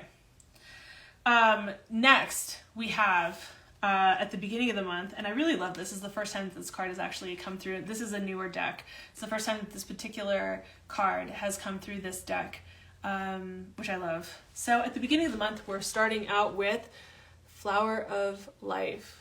So any of you who are super familiar with sacred geometry, you might take this to some very different places, okay? But what I will say is that, you know, given that the theme is the Tower card, and what we're coming into at the very beginning of the month in November is the flower of life. It's this interconnectedness. It's this understanding of how everything affects everything else. You affect everything else as well as everything affecting you. And there's this kind of relational aspect to everyone and everything in our world. Like, we're all affecting this waking dream that we live in, right? This experience, this existence that we're privy to. And so the flower of life is really just about remembering that there is this continuity that exists. And when we can tap into, almost like if you thought about like some ethereal or other dimensional reservoir of energy that we could all tap into, that was didn't have any projections about what it is or isn't, but was just pure energy, and being able to tap into these kinds of realms and being able to experience this in your life. I feel like this is very elevated. How Virgo. So I feel like you're tapping into something that is really interwoven. And maybe this also means something about tapping into certain communities or people where you feel like very in resonance with who those people are, or with what they're up to, or with how that fits with your purpose, your path, your raison d'etre, right? So whatever that is. And I feel like this is a very big theme that's coming up in the beginning of the month for you, right? So that said, we move into the middle of the month and we have the Judgment card that shows up in the middle of the month. So you start off the beginning of the month with this really beautiful kind of concept, right? About this connectedness and how we're all affecting one another, and the greater vision and energetic net, right? This almost like a mycelium network that we belong to. And then we move into the middle of the month and we have the Judgment card. The Judgment card is you being called into a higher frequency, right? When the Judgment card shows up, this is about you stepping up and stepping into another level, another, and being called forward, receiving the call, hearing the call, and choosing to step into it. You're being called forth. Like, your ticket is up, your number is up, and you're being called. Like, you're being called on by whatever it is you believe in, you know, whatever your belief structure is, the universe, angels, deities, none of it, some kind of universal creation force, whatever it is that you believe in. But there is this calling forth and calling forward of you and where you're at in your life. So whether this is, and again, this is a reading that is meant to be for the collective. So it doesn't necessarily mean that this is going to apply to every single person, but you need to be able to take this information and apply it to whether it's about relationship or work or a project or something creative or whatever it is, right? So here it is, you're being called forth. You're just like, okay, you're being called out and called forth, and you need to either step up or stay asleep, right? You see here like that the woman is rising at the bottom, right? She's rising to the occasion, and the angelic figure that's there, it has a horn that's being like calling them forth, which is meant to represent like a deifying energy, you know. And then we also have the sign of Pluto that shows up at the top here, and Pluto is about that transformation, right? It's about death and rebirth, right? So there is a part of like what was that no longer is a part of who you are anymore. So there's the releasing of what was and moving into this next stage and transforming, transmuting into this new version and being called forth in that way. So, and that's not always comfortable. And it's interesting because we have this in the same middle line as the Tower card, right? So we have that showing up, which is very Plutonian, which is very maybe even Uranian, but like it's very transformative. It's all about like, this doesn't work in this way for me anymore. And then we come into the end of the month. So for Virgo, this is how we're rounding out the month for you, is we have the 9 of crystals and we have the Magician card, right? So 9 of crystals, if you're familiar with tarot, this would be like the 9 of swords. So you can almost see it, like see there where she's got the crystal, the sword, and she's almost like about to pierce herself with it. So one of the things that I really love about the symbology that this particular artist incorporates into the meaning of this card is like how much our anxieties, our overwhelm, our overly analytical minds can run the show and just run away from us. Like our beliefs can just run away and we can just be overwhelmed and like our circuits are fried, and we can also like hurt ourselves with the internal voices, the internal beliefs, the internal limitations and thoughts, and just kind of almost like piercing ourselves with what is not necessarily so, right? Because our beliefs aren't necessarily truth. What we think, our thoughts aren't necessarily truth. So this is really about like this experience of having anxiety and overwhelm, the things that keep you up at night, and needing to like kind of pause and examine, okay, I'm letting things run away with me. Maybe you're feeling overwhelmed because of the call forward and because of what you're having to let go of, what's being let go of, and what's being, dismantled. Dismantling isn't necessarily comfortable, right? It's hard to sometimes just let go of the things that we've put energy and attention into and to just allow it to go. So there is some struggle with that and within your mind and self. You just got to remember, it's like these can really pierce us back and hurt us in this way. They can bounce back to us. However, what you're being guided with and what shows up that I really love is that we have the Magician card that shows up with this. So it's like, okay, you have the contrast of seeing where you're feeling overwhelmed, where you're feeling anxiety, where you're feeling like it's too much for you, and it feels painful, right? It keeps you up. So hey, how's it going? So this can be really stressful, but then we have the Magician card showing up, which is reminding you that you have everything at your disposal. You have everything necessary to be able to move forward on the things that you want to move forward in life. So you can create what it is that you want to create. You're not at the mercy of your thoughts. You're not at the mercy of your beliefs. You're not at the mercy of what your situation is. You're not at, one of my really good friends, who's not here anymore, used to say, he's like, you're not at the effect of your circumstances. You can be the cause in your world to create what it is that you want to create. And you're not at the effect of your circumstances or your situations, right? So when you have the Tower card showing up with the Judgment card and you're being called into something higher and you have something that's being dismantled, that if you're like, I really thought that was going to work, again, project, relationship, whatever it is, like, God, I really thought that was going to work that way. I really thought it was going to work, period. And you're just like, you're seeing it crumble, dismantle, dissolve right before your very eyes. It's uncomfortable, but you have to remember that despite it dissolving in any way, you still have all the elements present. And this is what the Magician card has. It has earth, air, fire, and water. It has all the suits present. And the Magician is pulling together all of the elements to materialize and create what the Magician wants to create. So remembering that you are powerful. And I think in the end of this month, you're going to go through this process of like dissolving and tapping into like either community or some kind of like ripple effect oneness, right? But then feeling like you're being called forth.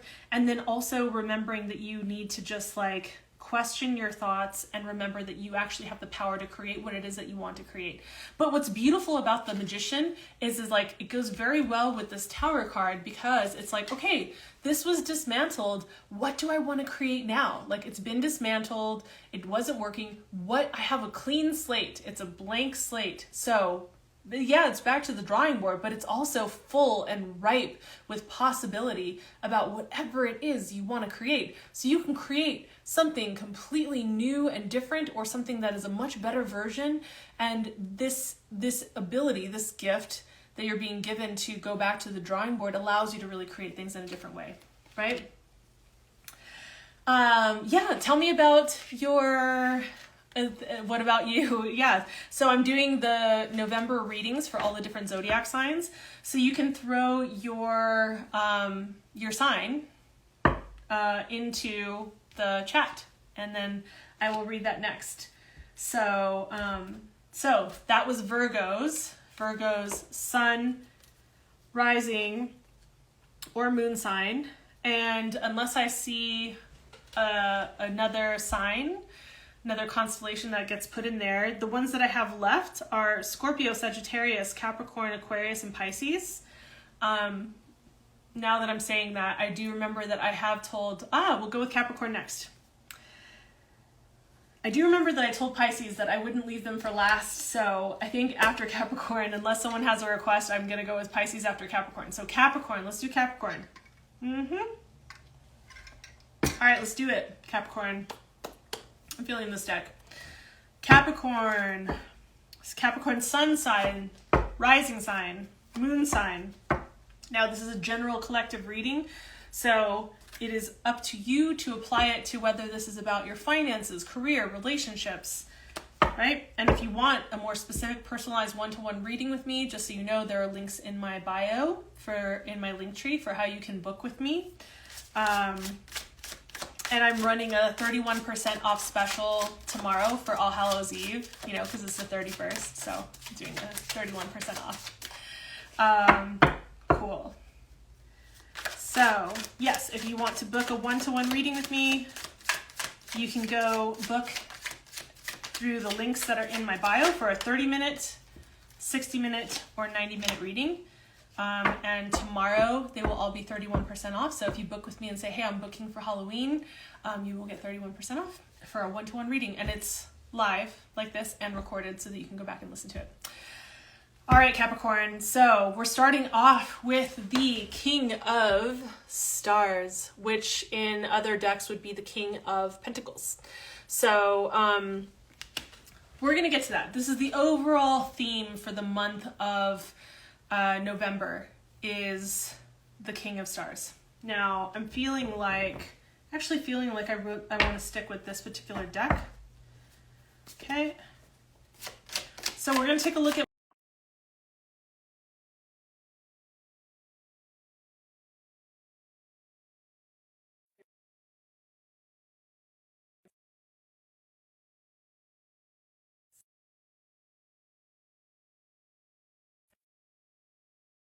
wait until it's all the way back. All right, I think we're back. Okay, sorry about that, you guys. All right, so we're doing Capricorns. So Capricorn, we're looking at what's happening in Capricorn's sun sign, rising sign, or moon sign. What's coming up at the beginning of the month for my Capricorns? And I'm feeling this card here. I like it. What's happening in the middle of the month?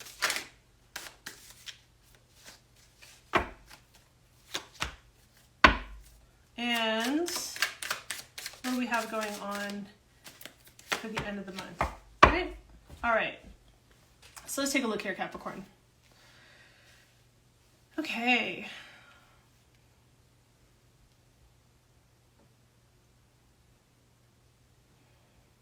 All right, I'm liking this. I'm actually liking your reading on par with what I was liking about the Taurus reading earlier today. So let's start off with talking about the King of Stars, right?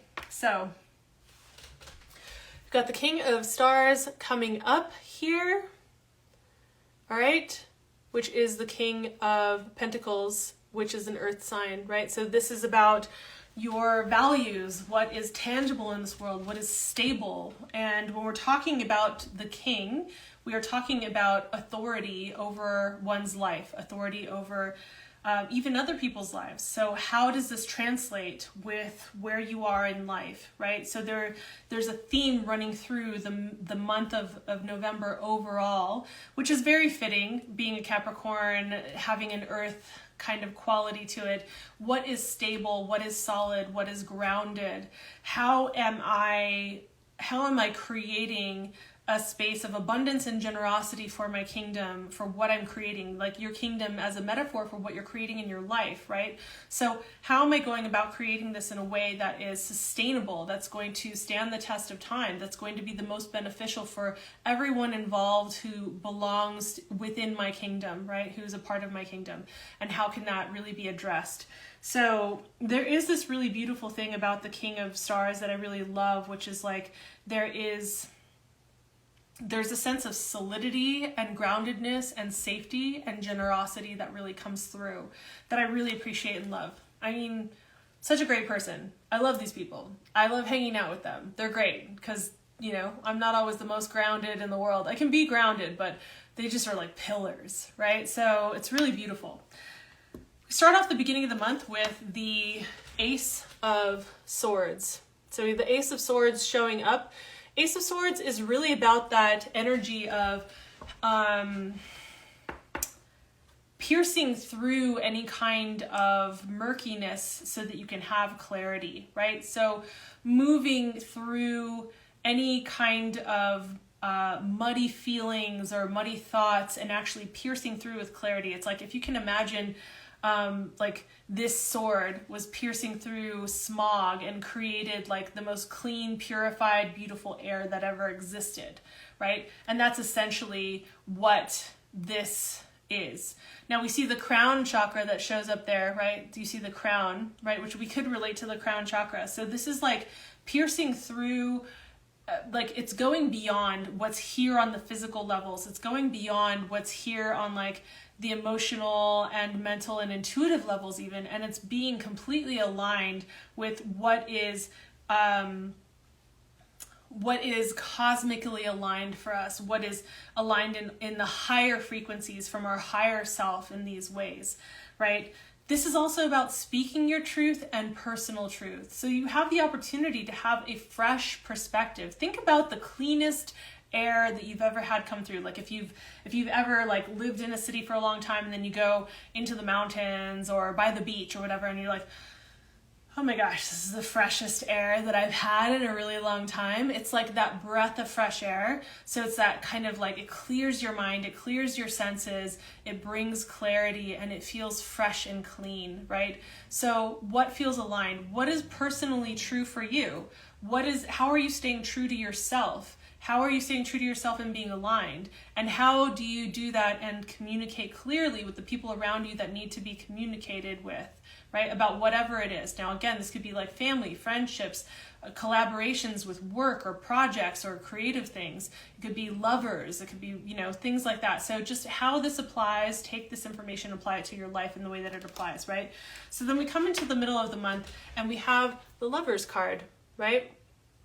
So have the Lovers card, and the Lovers card, like one of the best ways that I can really describe this, especially when I'm doing a generalized reading that isn't specifically focused on a relationship that is romantic in any way, is what we're looking at here is this transmutation, this transformative and transcendent kind of energy, a maturation, right? This is mature energy, the blending of both. You could call it masculine and feminine. And I know that these days there's just like a lot of kind of controversy with utilizing those terms. So if it is helpful to think about it in terms of polarity and thinking about it with yin and yang, right? You have this yang energy, which is very generative and is about moving things forward and action and generating energy out into the world, putting it out there, right? Pushing it forward, penetrating into life.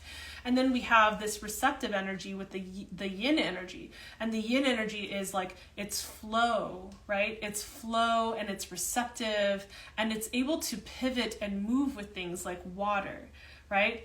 It's not just like, it doesn't mean that, well, anyway, we won't get into that because this will make the video so long. In any case, yin energy. Now, when you're able to blend these two kinds of energies together and you're able to work with them, where you're able to be in action, but able to pivot with whatever comes at you in life, right? With like water, right? Or you're able to allow for life to show up and come at you the way that it comes toward you. And you're like, this is what's coming towards me. This is what I have to deal with. And so now I need to respond to this. And you're able to generate and respond from a place that is grounded. When you're blending these kinds of energies together, it really starts to create this kind of balance and harmony in the way that you move through the world that is mature and transcendent, right? It brings us to the next level of our being. So being called into another, like a higher space. So, oh, interesting. That you live in Dubai. Oh, how interesting. Well, hello from over here in the States to Dubai. Hello. Let me turn this up a little bit. I'm thinking that this is maybe a little bit not bright enough. I'm starting to lose my light. Okay. So then we come into the end of the month, and we come into the Six of Wands. Now the Wands are the fire suit, so we're talking about fire energy. Now look at this card, if you can actually see this card, right? This is like a victorious card. This is about this is the general coming back from battles and being having won, being successful, right? This is like going through the streets, like you think of soldiers returning from battle, and people are throwing flowers and wreaths and, celebrating and cheering their victories, right? And that they were victorious. So they're being celebrated, being recognized for the work that you've put in, right? And I think that you are in the space of putting in the work. And Capricorn, for any of you Capricorns out there that this has to do with work, or projects and career, I see some really good things coming forward. I mean, this is really beautiful. You have the overall vibe that you have is the King of Stars, right? The Pentacles, right? This is very grounded energy, getting some clarity, stepping into some more mature energy, really blending that yin yang energy, those polarities, and moving forward in life and coming through as the victor, coming through successful. I think you're going to be happy with where you end up at the end of the month in November, right? Again, this is a collective reading. So, it's for sun sign, rising sign, moon sign for Capricorn. But depending on what else is happening in your natal chart, this particular eclipse could be hitting your chart in some really funky ways that make it really challenging. So it's not a personal reading, but I do this as a collective reading so that it reaches the majority of people that are Capricorn energy that it can. So if you have some really big Capricornian vibes or themes that are happening in your natal chart, then this is probably going to be more resonant for you, right? So if this isn't the message for you and this is your sun sign, check out your rising sign or check out your moon sign or get a personal reading with me in the links in my bio. So that's what we've got going on for you, Capricorn. I see it going really well. You used to live in Cali. Oh, no way. I'm from Cali. So that's my home. This is my hometown, is Southern California. So that's my jam. So hello. So yeah, so this is what I got going on for you, Capricorn. I see it, this is a pretty good reading. I like it. There, some people have been getting readings this month that have been a little intense, but it's not so surprising given that it's an eclipse season, right? So that is my Capricorns. All right. So as promised, for 2 months, I continually forget to actually not put Pisces last on the list. So I'm going to do Pisces next. And, oh, thank you so much. I appreciate that. Thank you. I'll take the compliment. I appreciate it. So we're going to go into Pisces next. And then after Pisces, then I'm going to have Sagittarius and Aquarius would be the last two. So we're on our last 3 signs. Now remember, this is going to be up on YouTube and on Rumble, and I will have timestamps in the description so that you can kind of skip ahead to whichever signs you want to be looking at or reading. So let me get a sip here. All right, y'all. All right, Pisces. So, which deck am I feeling for Pisces? I'm feeling like this one. All right. So, Pisces, what's the overall vibe for the month for my Piscean people? My dreamy, beautiful Piscean people. I just saw that card. It just overturned. All right. Here we go. Pisces. Okay. come to Dubai. I've actually had it on my list. There's so many really cool and amazing things that I see in Dubai, and there's another place is Singapore. Dubai and Singapore seem to have some really beautiful, innovative architecture and just like beautiful art, very futuristic, kind of displays. It seems really cool. Definitely someplace that I would like to check out for sure. So it's on my list. Let's say that. All right, Pisces. What do we have happening at the beginning of the month? This is my Pisces sun signs, Pisces rising signs, Pisces moon signs. All right, it looks like you're moving into some different directions here, Pisces. Oh, wait, I'm feeling this card here. All right, and then let's take a look at end of the month for my Pisces. All right, Pisces.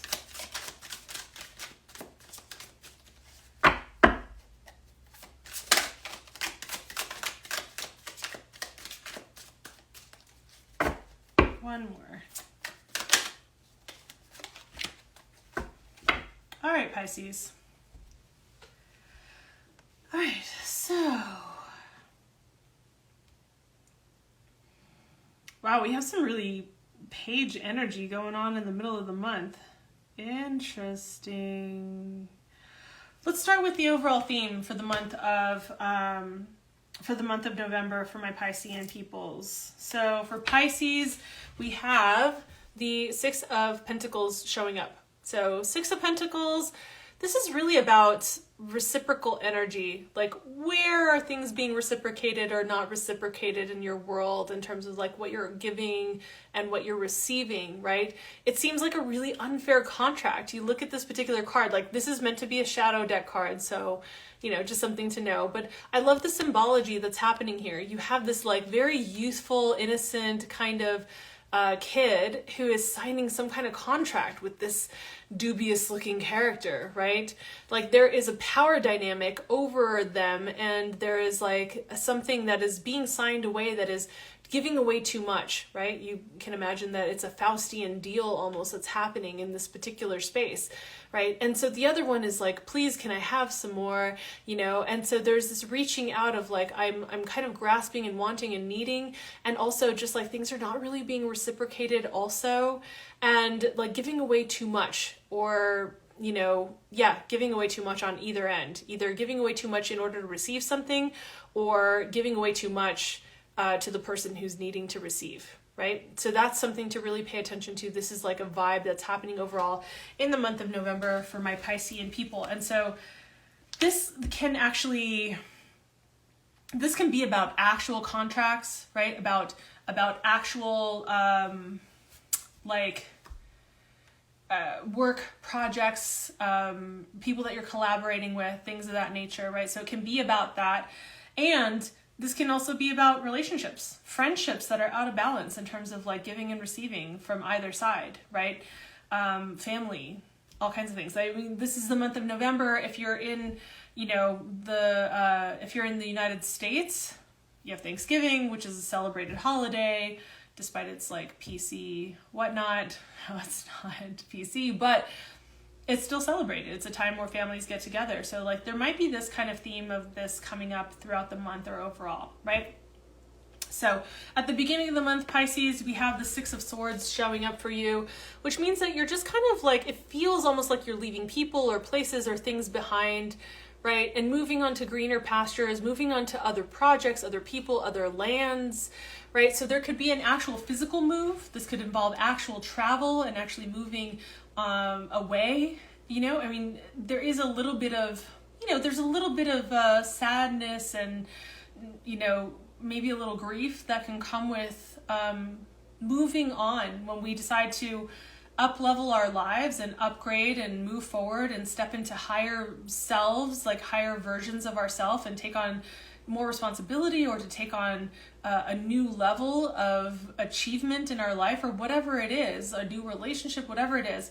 And it can mean sometimes that it feels like we're leaving people behind because they're not able to keep up with our level of personal growth, or because we're physically moving away. Maybe we miss our favorite restaurant, or we miss seeing friends that are close by, or certain things that we were able to do in those spaces. And so it's difficult, it's hard, it can be hard to move on, but it also is a fresh start, right? So there is this like, there's traversing some of maybe the emotional waters, but there is this kind of like fresh, clean, clear energy that comes through and moving on to other waters, moving on to other pastures, onto other land, right?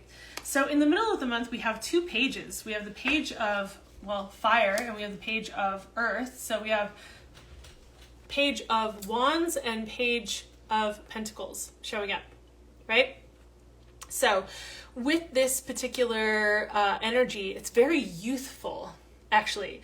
So I think that this kind of moving forward and moving on frees you up to have this kind of energy that comes through where you're like, wow, there are new opportunities. There are new things that I can explore. What are my values now? What do I want to create? Like, what new opportunities are at my fingertips? What do I want to research? Like, and this kind of curiosity that comes through with this card here. It's like, what am I curious about? What do I desire? Like, what do I want to create? Right? Like, where do I feel pulled towards? Like some kind of spontaneous type of energy, right? This fire energy and this earth energy are like, what opportunities and desires come forth, and how do they make themselves known in the middle of this month? And I think that in a month where we're dealing with the eclipses, like the next eclipse, the full lunar eclipse, at least here on the West Coast in the United States, it occurs on November 8th. I don't remember what time at this moment, but it occurs on November 8th. So it could be November 9th, depending on where you are in the world, but it's on November 8th, right? And so we have like, you're moving into the middle of the month, and with eclipses, there are great beginnings and great endings that can happen. That get ushered in, right? Like these things come in, or things like go out. It's like this ebb and flow, this really big tide. And so with that, it seems like it clears energy for you to be able to see like new opportunities, new things that arise, and also to be in a space of like new energy, curiosity, to remember what it feels like to feel youthful and to feel idealistic about the world and about life. Okay? So we round out this month, Pisces, with the Seven of Pentacles.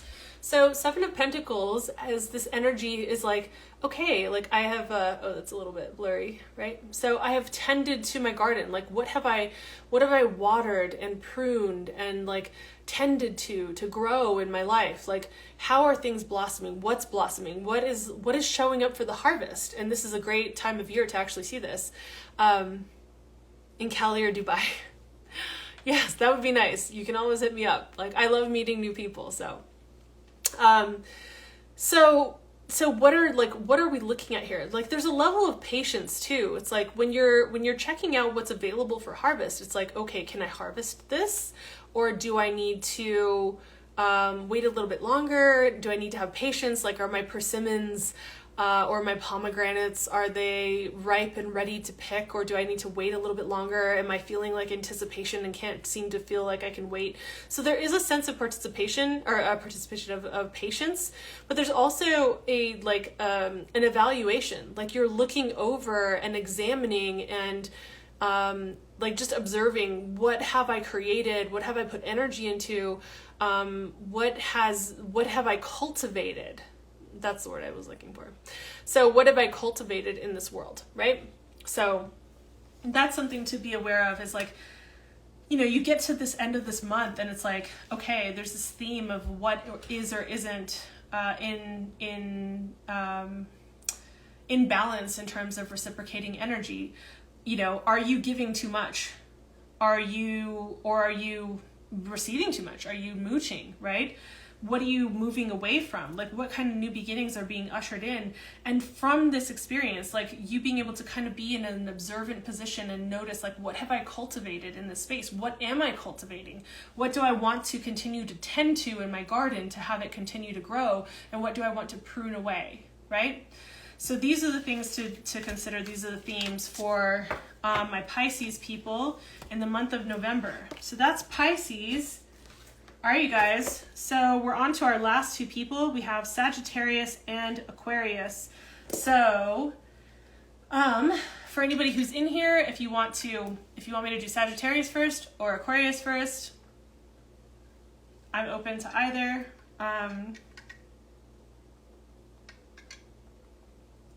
I'm just checking my screen over here. Okay. All right.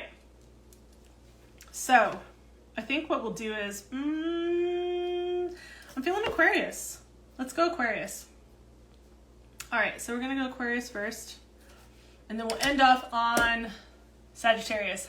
Very fun sign. All right. Aquarius. Which deck? I'm feeling this deck. All right, Aquarius, let's take a look at, did you hear that crack? All right, Aquarius. Let's take a look at what's the overall theme. What major theme or themes are you dealing with, Aquarius, in the month of November? I said theme or themes in two cards. Here we go. The High Priestess and the Two of Wands. Ooh, that's potent. All right, we're going to come back to that. Feeling this deck. Let's take a look at what's coming up for my Aquarians in the beginning of the month. Okay. Middle of the month. For my Aquarius sunrise, rising, or moon.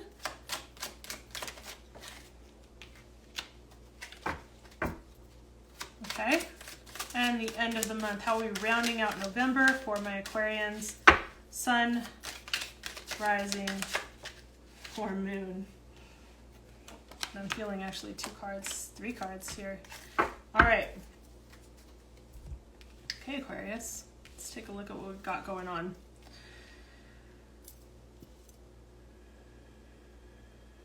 Okay. Interesting. So we start off the month with two really potent cards. We have the High Priestess, and whoa, Ben, how funny that you just joined. Hi, I'm actually doing the Aquarius reading for sun signs, rising signs, or moon signs for Aquarius. Perfect timing. Hello. So what is the overall theme? What are the overall themes that are being dealt with for the month of November for Aquarius sun sign, rising sign, or moon sign?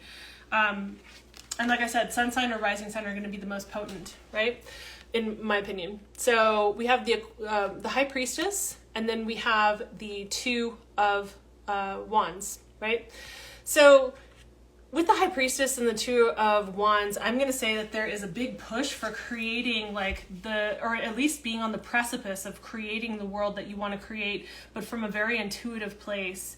Also from a very creative place, like something about creativity and spontaneous and passion and also being attuned to your inner alignment. Having meditative, quiet time to get in alignment with what it is that you want to create is going to be a part of your process in the month of November. So what we have with the High Priestess is someone who's like, yes, she's attuned to her intuition, and she is integrating both of those yin and yang aspects that we were kind of talking about earlier in some of the readings, right? So this generative energy and this kind of allowing energy, and to be able to pivot and flow, and to be able to still be in action and have things move forward. So it's not stagnant energy. It's fluid, but it's also generative, right? So that's the high priestess energy coming through. And then we have the Two of Wands, which like you can see the world being held by this character, right? So meaning like the world is at your fingertips. The world, like you're on the precipice of surveying the landscape ahead and saying, what is it that I want to create, right? When we're looking at the wands, we're looking at the Two of Wands, and we're looking at what is what feels passionate, what feels exciting, what feels creative, what feels fiery, what feels spontaneous, what feels enlivening and electric, right? And so this is the kind of theme that we're looking at when we're coming at the fire suit, which is the wands. And this is like, these are the kinds of places that we want to come from when we're creating something in our world, right? So that's a big part of it. Now, when we're looking at the beginning of the month, and what is being dealt with in the beginning of the month. So this is for my Aquarians, Aquarius, sun sign, rising sign, or moon sign, right? And so we start off the month at the beginning in November with the Five of Wands. So more Wands energy. And I love this particular deck. It's so cute. But we start off with conflicting desires. So, and this is kind of like sparring with people. This is not necessarily like arguing and fighting, but it is about a conflict of desires. One or more people in your world, whether it's like a project that you're working on and there's like too many cooks in the kitchen kind of style, or it's just like whatever it is, it's just that it's people having a different feeling or idea about the direction they want something to go in. Relationship, family, friendships, projects, creative endeavors of any kind, right? Any kind of collaboration, there is this clash, right, that occurs. And so coming into the middle of the month, it's kind of like going back to the drawing board. So we have the Tower card show up here, right? Tower card shows up, and I know that can seem like really intense, and the Tower card is really just about, it's going back to the drawing board, because it's like this has to get leveled, right? Like the playing field has to get leveled. This project, this relationship, this friendship, this collaboration, like as it stands is not working. It's not working. And so it needs to be reconstructed. You know, the foundation wasn't stable enough, and it wasn't going to last going forward. It wasn't sustainable. And so there is this kind of like, all right, this needs to be dissolved. It needs to be like brought down to the studs, like down to the foundation, right? And from there, reevaluate what needs to be rebuilt. Like, or if anything needs to be rebuilt, right? Just because like things get leveled and you might realize, all right, actually like this collaboration idea that I have for this particular creative project or something like that, this person that I was really putting the work in with this, that doesn't work. In fact, they're off of this. I need to find a completely new person to do this with, right? This could be about relationships too. So this could be about a lot of different things. Okay. So, the continuation of that, which I think is absolutely perfect, is that we can... No, poor connection. Okay. I think we're back. It looks like we're back. Maybe. I'm not sure. Give me 1 second, you guys. I'm just gonna like make sure that this actually works. I think that I lost my internet connection. Well, hopefully this actually plays through. Hopefully. All right. Well, I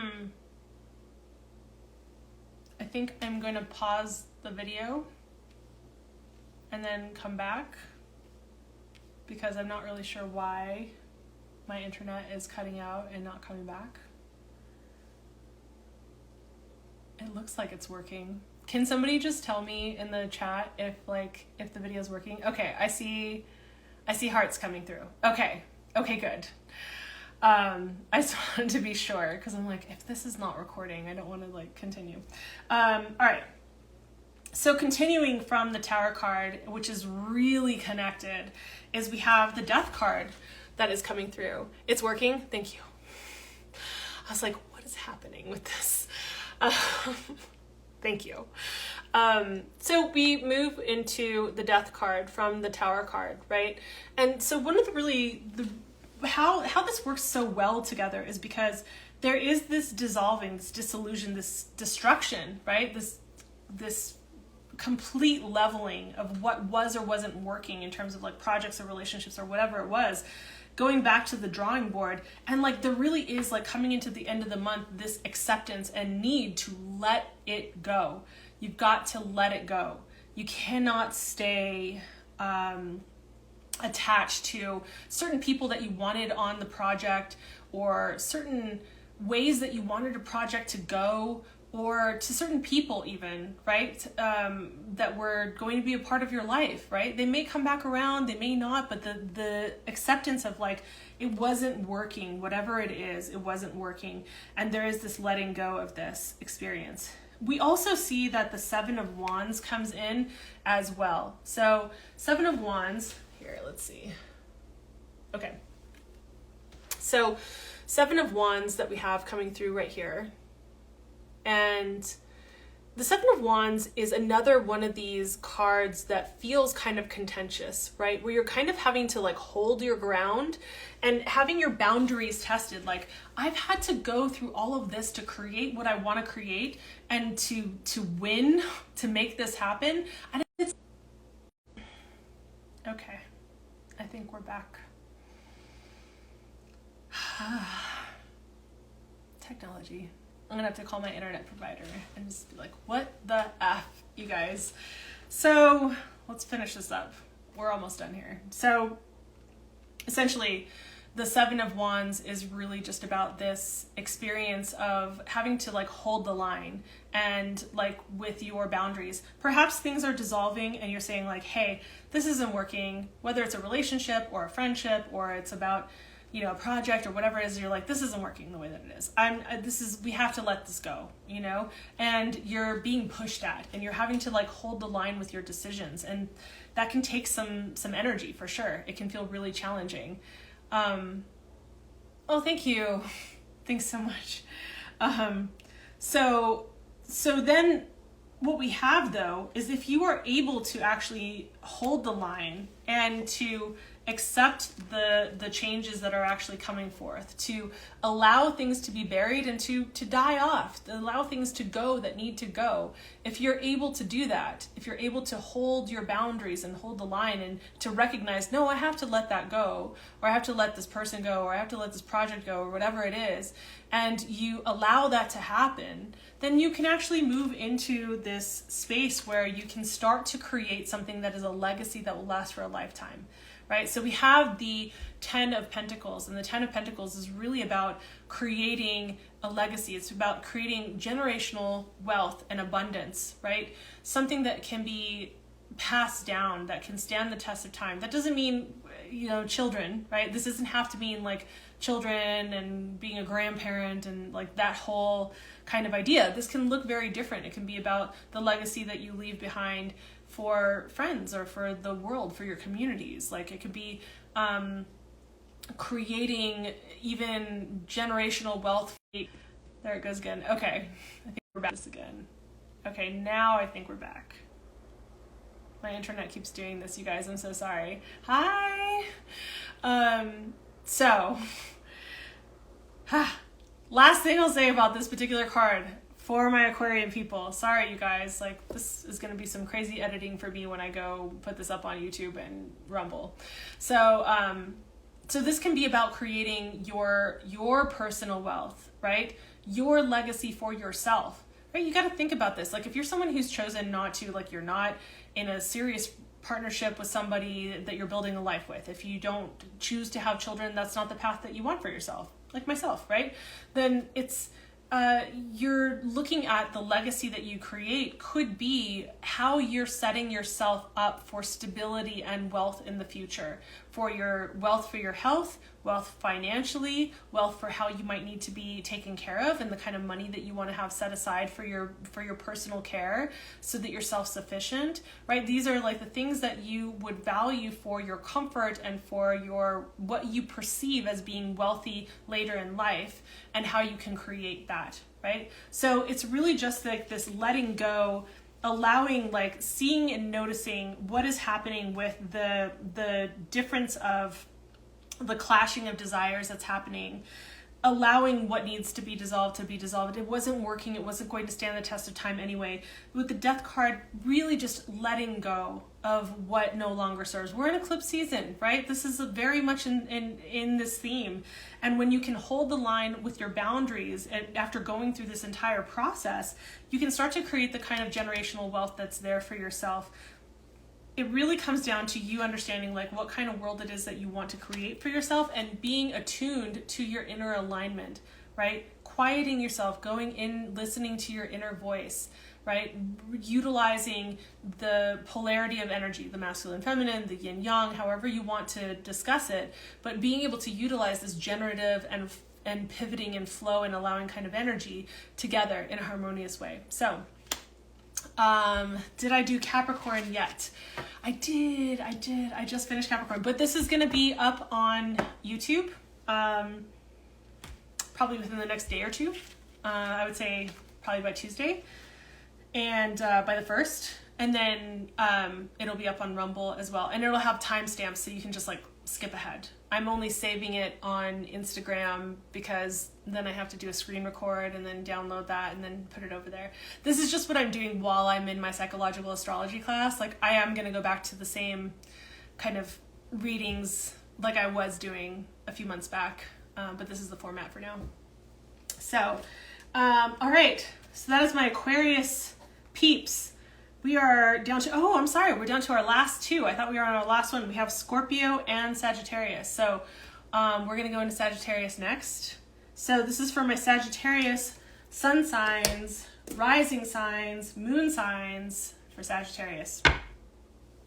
This is the deck I want to use. It's the deck I grabbed. I'm going to use this. All right. Can you guys hear my voice getting hoarse? I've just been like, All right, Sagittarius, here we go. So what is the overall theme that my Sagittarian peoples are working with for the month of November? What are we looking at?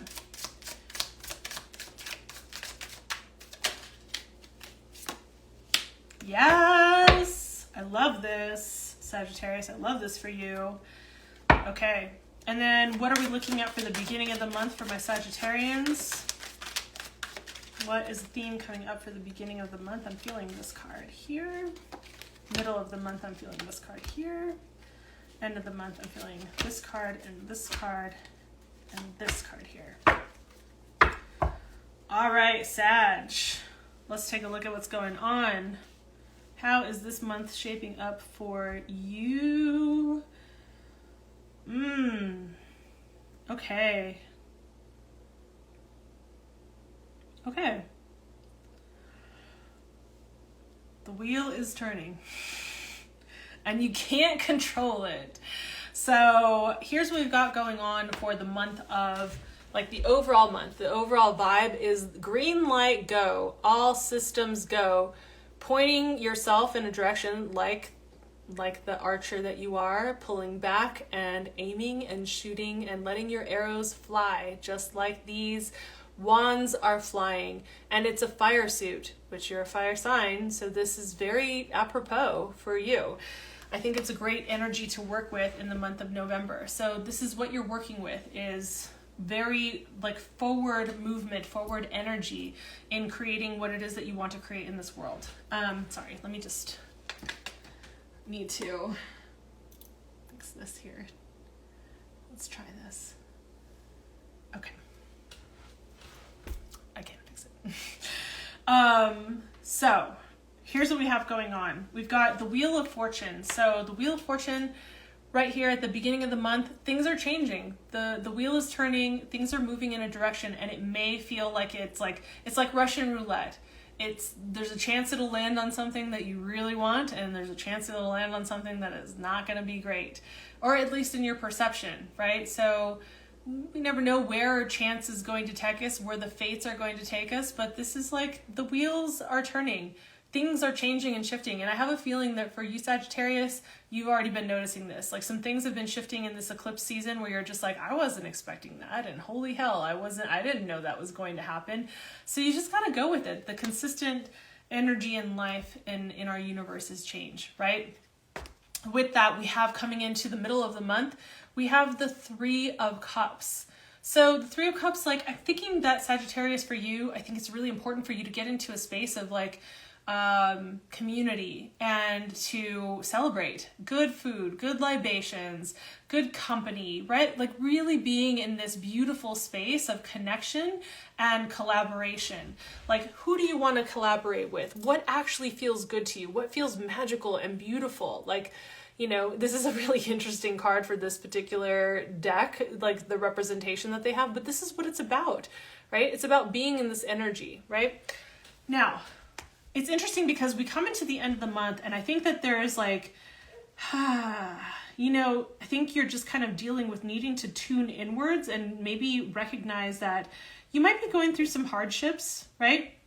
But, you know, you might feel kind of like out there in the cold, feeling kind of like a little bit cold shoulder, a little bit alone in this world, a little bit like, who am I going to talk to? Like, how does this work for me? What am I supposed to do? And like feeling a little alone, like I have to do it all by myself, like I have to do it all on my own. There's like some kind of burden that feels like is present in your life. Now, this can be, again, this can be family oriented. This could be with, it can be with family. It can be with friends. It can be with projects. It can be with, you know, just relationships, right? Where something is just feeling really like it's all on your shoulders and you've got to do it alone and woe is me. And you just got to remember you're not alone and you're not a victim in this world, right? And the other thing, and sorry you guys, I'm just gonna arrange this really quickly. I'm gonna edit this out. Really quickly, because it helps me to be able to see the chat here. So I just want to be able to like have it available. Okay. So, there we go. Now I can actually see. All right, you guys, sorry about that. So at the end of the month, there is this kind of like heaviness and there is this feeling of like, I feel kind of stuck. I feel like I need to kind of go inward, right? The Hanged Man isn't necessarily a bad card. In fact, it actually has a reference to Odin on being on the tree upside down for 9 days on the sacred tree Yggdrasil to attain knowledge from the gods, to attain divine information, divine wisdom, right? Was the short way of putting this, right? So there is this like needing to tune in and turn into yourself, tune inward and really check in with yourself about what's on your table, what's occurring, and to allow for there to be spaciousness, slow down time, if you're feeling stuck, especially for the universe, deities, whatever you believe in, to allow the inspiration, to allow the spaciousness in your mind so that new thoughts, new ideas, new pathways, new possibilities, new things can actually move through and come in and inspire you, right? So it's important to create that space and to really like make that space. Like, you know, this is not the same as sitting down and reading a book or watching Netflix, or, you know, this is like going in nature, going on a walk, sitting down and meditating, laying down and staring at the walls and listening to music, you know, like anything like that, journaling, right? So spaces where you allow yourself to like really channel in and know what's there for you, because part of the the strain at the end of the month for you is dealing with the Four of Wands, right? And like the Four of Wands, this particular artistic expression of the Four of Wands, I don't feel like is like the one that I can relate to the most. But the Four of Wands is really just like this very like vulnerable and trusting space, like moving beyond the walls of our guards, like the guards that we put up in our protection, and to move beyond those walls and allow ourselves to be out there in the open, expressive, authentic, vulnerable ourselves, and to trust that things are going to move forward. For some of you, this could actually have to do with property. So with acquiring property of some kind, or dealing with something that has to do with that. For some of you, this could actually have to do with joining together with another person in a way that is like stepping forward. If this is about a reading for, like if you're relating this to a relationship, like a romantic relationship. Moreover, the biggest part of the Four of Wands that we see showing up here is there's a rite of passage. You're going through a transition here, right? Like the overall vibe of this month, Sagittarius, is you've got the green lights, like the arrow for the archer, you're pulling it back and like, right? Just letting it go. And so the arrows are shooting forward just like the energy in this card. You're getting the green light to actually move things forward. That doesn't mean they might move forward as much as you want, but they're probably going to move forward in ways that you didn't expect because of the Wheel of Fortune, because things are turning in a way that is different than you might expect. So you really need to tap into your community, tap into what feels good, tap into connections that feel celebratory, that help you remember the good things in life, the good food, the good libations, the good feelings, the good senses, right? And because the end of the month is going to feel like, gosh, you feel like really pressurized and kind of feel like, oh, it's all on me. I've got to do it myself. I've got to do it alone. And you got to create some quiet time so that you can get some of these like downloads and this information to come in. And you're going through a rite of passage. You're going over this bridge here. You're going into a new space, right? So this can be graduating from, depending on where you are in life, right? This could be graduating from your Saturn return, like you're finishing off your Saturn return, you're finishing that. It could be that you are moving from dating someone to being exclusive.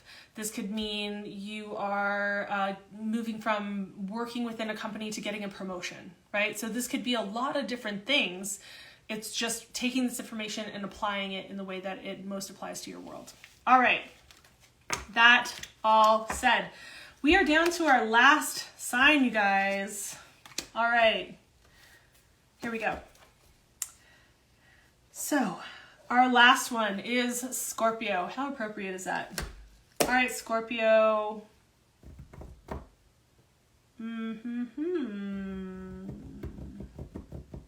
Scorpio. So for Scorpios, what is the overall theme and vibe for the month of November for my Scorpios? Okay. 5 of Cups, Page of Swords. Interesting, Scorpio. What's happening in the beginning of the month for my Scorpios?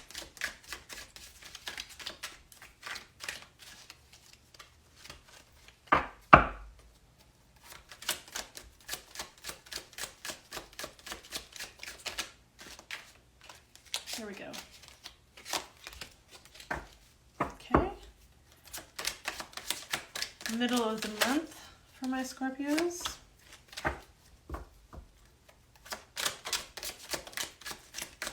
And what is happening at the end of the month for my Scorpios? Okay. All right. Scorpio. There's some things to let go of. There's some things to let go of. So,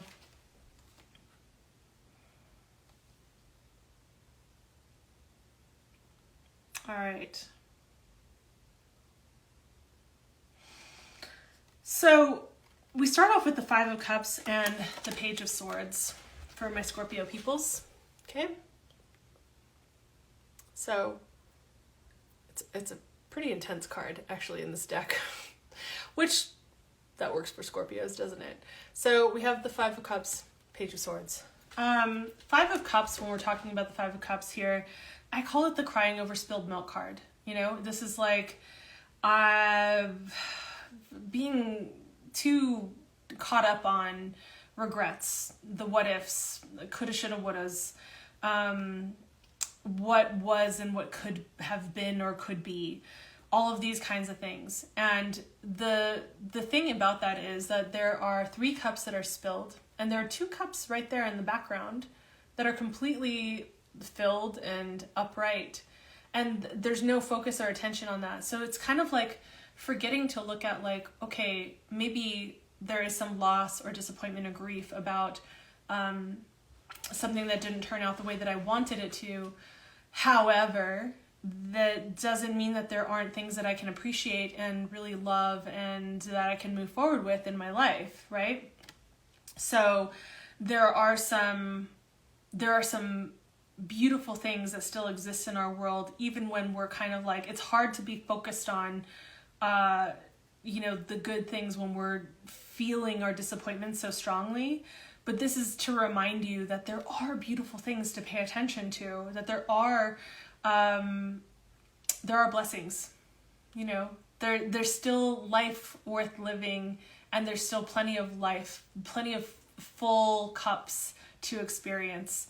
So just not to be focused on that, whatever is going on through this eclipse season as we're moving into November and through November, right? And then we have the Page of Swords, right? The pages are a very like youthful kind of energy, right? Very like curious and youthful, but they also like the pages, I feel, are informative, and they're kind of like messengers, right? We have the swords. The swords can be about information, very mercurial in that way, you know, very air-like, really. So bringing messages or searching for information, searching for the truth, right? When we're looking at swords, we're like searching for like, what's the truth here? What's so? Which is very much aligned with like a scorpionic kind of energy, right? Like Scorpios tend to really like, I want the truth of the matter. I'm going to like do a deep research, you know, a Google dive on somebody or something or some project, right? Doing your research. So I think that there is this combination of like, you're focused on what's actually true, what's actually so, and trying to also kind of move through something that feels disappointing and something that feels like, you know, you may not have handled things the way you wanted, or maybe there's some regret there, or something that's coming up where it's like, all right, I need like to not be so focused on that and to like move forward. And I think that there's also like the tendency can be to be obsessive and to be stalker-like. So don't go in that direction. Don't take whatever this disappointment was and then go being like a Google stalker, right? So you want to pay attention to that. When we're looking at the beginning of the month, we have the Two of Swords showing up here, which is really like, I think, a very reflective card with regard to like the swords suit in general. It's a very reflective card, right? So this is about tuning in to the rest of your senses, about making a decision. There's clearly like something that you're deciding between. You're deciding between different opportunities. Sorry. You're deciding between different opportunities. Okay, sorry about that, you guys. So deciding between different opportunities, different paths that you're going to go down, maybe just one or the other, balancing which is the right path, or which is the right decision, or which is the right person, or which is the right project, or which is the right whatever it is. And there's a time for, you see all this like water and reflective kind of quality that's here. There's a time to reflect. You see that her face is blindfolded here. So this is like when you cover your eyes, for instance, right? Like there is the tuning into the rest of your senses. You have to kind of go inward. You have to tune inward because we use our eyes to, it's very obvious, but it's like we see outwards, like we take in all this information. So when you choose to actually take a step back from that, you are tuning into the rest of what's so for you. And sometimes that can be more informative than just being in our mind and being analytical and going like, well, what do I see? If what I see is what's fact, you know, or being in that kind of mind state. So this is really about just kind of like tuning inwards when you're looking at making the decisions you're looking at making. Also, the kind of energy that you're meant to hold as you're coming into the middle of the month is really stepping into this more authoritative place in your world, taking responsibility, being an authority of the world that you create for yourself, of your own kingdom, right?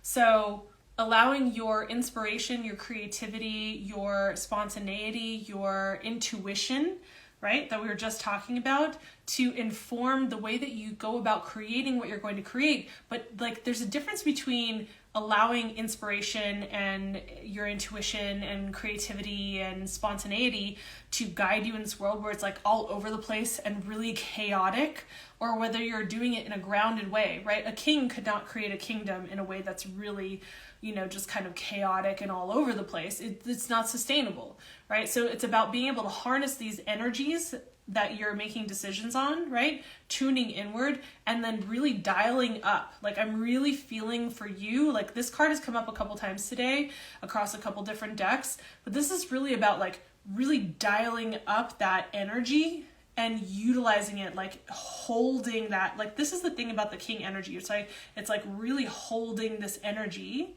and being able to create something sustainable with that, being able to have authority and responsibility in our lives to hold the structure for the kingdom, right? For the legacy in a way that is sustainable, right? So then we come into the end of the month, and I think it's really interesting because there is this, I think, going inward, right? So you've gone about like creating, you've made some decisions, you've done some research, you're trying to get past like some kind of mistakes or loss or regrets or whatever it is, right? You're trying to get like past this. And as you're moving past this, you move into the Four of Pentacles and the Hermit, right? So we have the Four of Pentacles and we have the Hermit.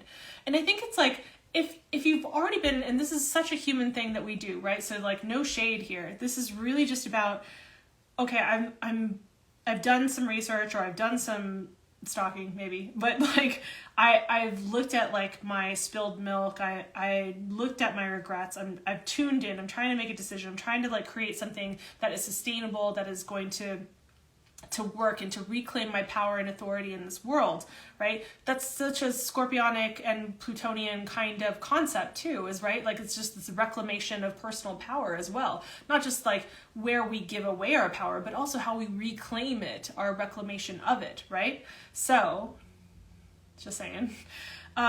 So once you go through this process and you actually reclaim some of this, you have the Four of Pentacles, and the Four of Pentacles can be like, okay, I've like, as you can see, like with this, the way that this little tree is holding on to this middle pentacle, right? It's like, okay, I've got it. Like I have it now. Like I've achieved it.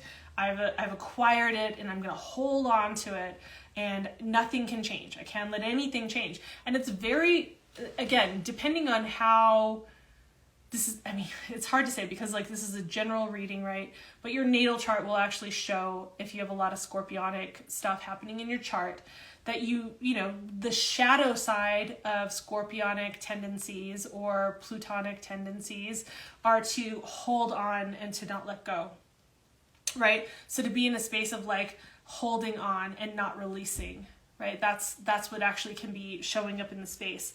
And almost like being miserly and hoarding, right? And protecting, like you're protecting your core, you're protecting, like you can see that this is protecting like the main core part of the body, right? Like the vital organs, all of the vital organs. Like, I'm going to protect myself, I'm going to protect my investments, I'm going to protect my energy, I'm going to protect what I've created, I'm going to protect all of this, right? So that's what this card can be, is like this kind of solidly putting my roots in the ground, and I'm not willing to move, right? Like solid earth. And so you need to be able to have some flexibility with that. I think that the advice that you're getting that's really coming through with the Hermit card is like, you need to take some time to go within, to go inward, and to ask yourself the big picture questions.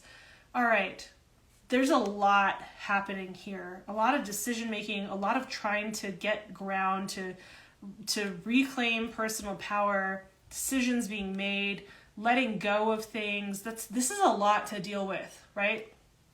It's a lot to deal with in 1 month. All of these themes, that's Lyra. So all of these themes can be a lot to deal with in 1 month. And so this is really about coming to a place where she's basically telling me she wants to eat. Yes. So this is about coming to a place where, you know, you need to kind of like take some time to go inwards and stop looking outside of yourself for the answers to what is supposed to come next, or sorry, give me 1 second. You guys, sorry, I've been talking for a while. Yes, honey. Okay. 1 second. Boom. That might be better. Okay. 4. Let me just move my kitty out of the way. Okay. For how you're trying to proceed, right? So how you're trying to move forward in life. What are the things that are important to you? Like, how do you want to create your world? What feels like the world that you want to create, the life that you want to create for yourself, right? What are your values? What are the values that you hold dear at this point in your life? You know, maybe what you pictured before for a relationship or for a project is not what it is now. You know, so this is a time to like ask your inner teacher, your inner guide, your inner counsel, and not necessarily, like, doesn't mean you can't go outwards and ask for that, but it means that you need to trust what's inside of yourself and look to your inner light and do some inner searching, some inner journey, right? And this could mean journey in a bunch of different ways, right? This could mean like doing an inner journey where you are, you know, asking yourself what's important to you and journaling those questions. And it can mean at the same time incorporating doing actual journeys, like with psilocybin or things of that nature. Sorry, I keep being distracted. So just something to pay attention to is going inward with this, because you can't, you know, you might reach a level of stability, but stability is like the only constant, well, not the only constant, but one of the constants that we can recognize is change, right? So things are going to shift and change in our world, and we have to be able to move with that. We can't just keep things the same. As much as we want to hold on to that stability and safety that we've created, we have to let go. And that can be really hard, you know, especially at this time of year, but that can be really hard. So just know that in the month of November, like one of the biggest things that's going to help you the most is creating space and time for yourself to go inward. Go on walks, right? Go on walks by yourself. You know, I go in and out of the pattern of taking walks after dinner for like 10 minutes. Like I used to do that for years in a row, and then I haven't done it for years, and now I'm starting to reincorporate it, right? So like, just find the ways that work for you to be contemplative and to like journal, or to be in a space of allowing for the information and the wisdom to come through, your wisdom, because you've gotten to this point in your life. And even if you're really young, even if you're watching this and you're like 20, right? That doesn't mean that you haven't acquired some wisdom, right? There's definitely a lot more to go. But there are things that you have probably come across, and wisdoms that you have come across, and lessons that you have learned that you can look back to and incorporate, or that you can open yourself up to. So just something to say for that. I feel like that was for somebody specific. So that's what I have for you, Scorpio. Sorry, I got distracted by my kitty. That is, you guys are the last sign. So that's it. We are done with our readings for the month of November. So thank you guys for joining me. I just want to say, for anybody who's watching this later on, if you're watching the replay, it's going to not be here on Instagram. I'm going to as soon as I'm able to download it, I'm going to remove it so it won't be up for very long here. So if you watched today or if you're watching now, just know that. But it will be on YouTube, probably in a day or two. And there will be timestamps so that you can skip around to the different signs that you want to see wherever they are. Same thing on Rumble. And I also, if you are watching this live, or if you happen to watch this before tomorrow or tomorrow on actual Halloween, like All Hallows Eve on the 31st, I'm doing a 31% off of my readings. So you can go to the link in my bio and you can go and just book there. And there's like, when you're booking, there's actually a place where you can say, oh, I'm doing this for like a promotion. And I'll know that it's for Halloween. So it's pretty self-explanatory, but there it is. So it's 31% off. So you'll see like a price that it mentions, but it'll say it's like 31% off of that. So anyhow, all of that said, I anticipate this model of doing the readings this way for another month or two, probably, maybe 3, I think. And then I think I'll be able to return to doing the readings the way that I was doing before. So each video is a separate video and it's different, set up differently. So looking forward to that. All right, you guys, I've lost quite a bit of light, and I hope that you enjoyed these readings. I hope that they were helpful for you. And remember that these are collective readings. So for your sun sign, your rising sign, or your moon sign, which means that it's general. So if you want to know specifically like what your guides have for you and what there is to know about any given situation, really specifically, I highly recommend booking a reading. And I am running a special for tomorrow for Halloween, but I'm also running another one for November 2nd for Dia de los Muertos. So if that is something that you, or All Souls Day as some people say also. So if that's something that you're interested in, if you catch this video before then, I'm going to try to have it up tomorrow, but if not, I'll try to have it up by the 1st.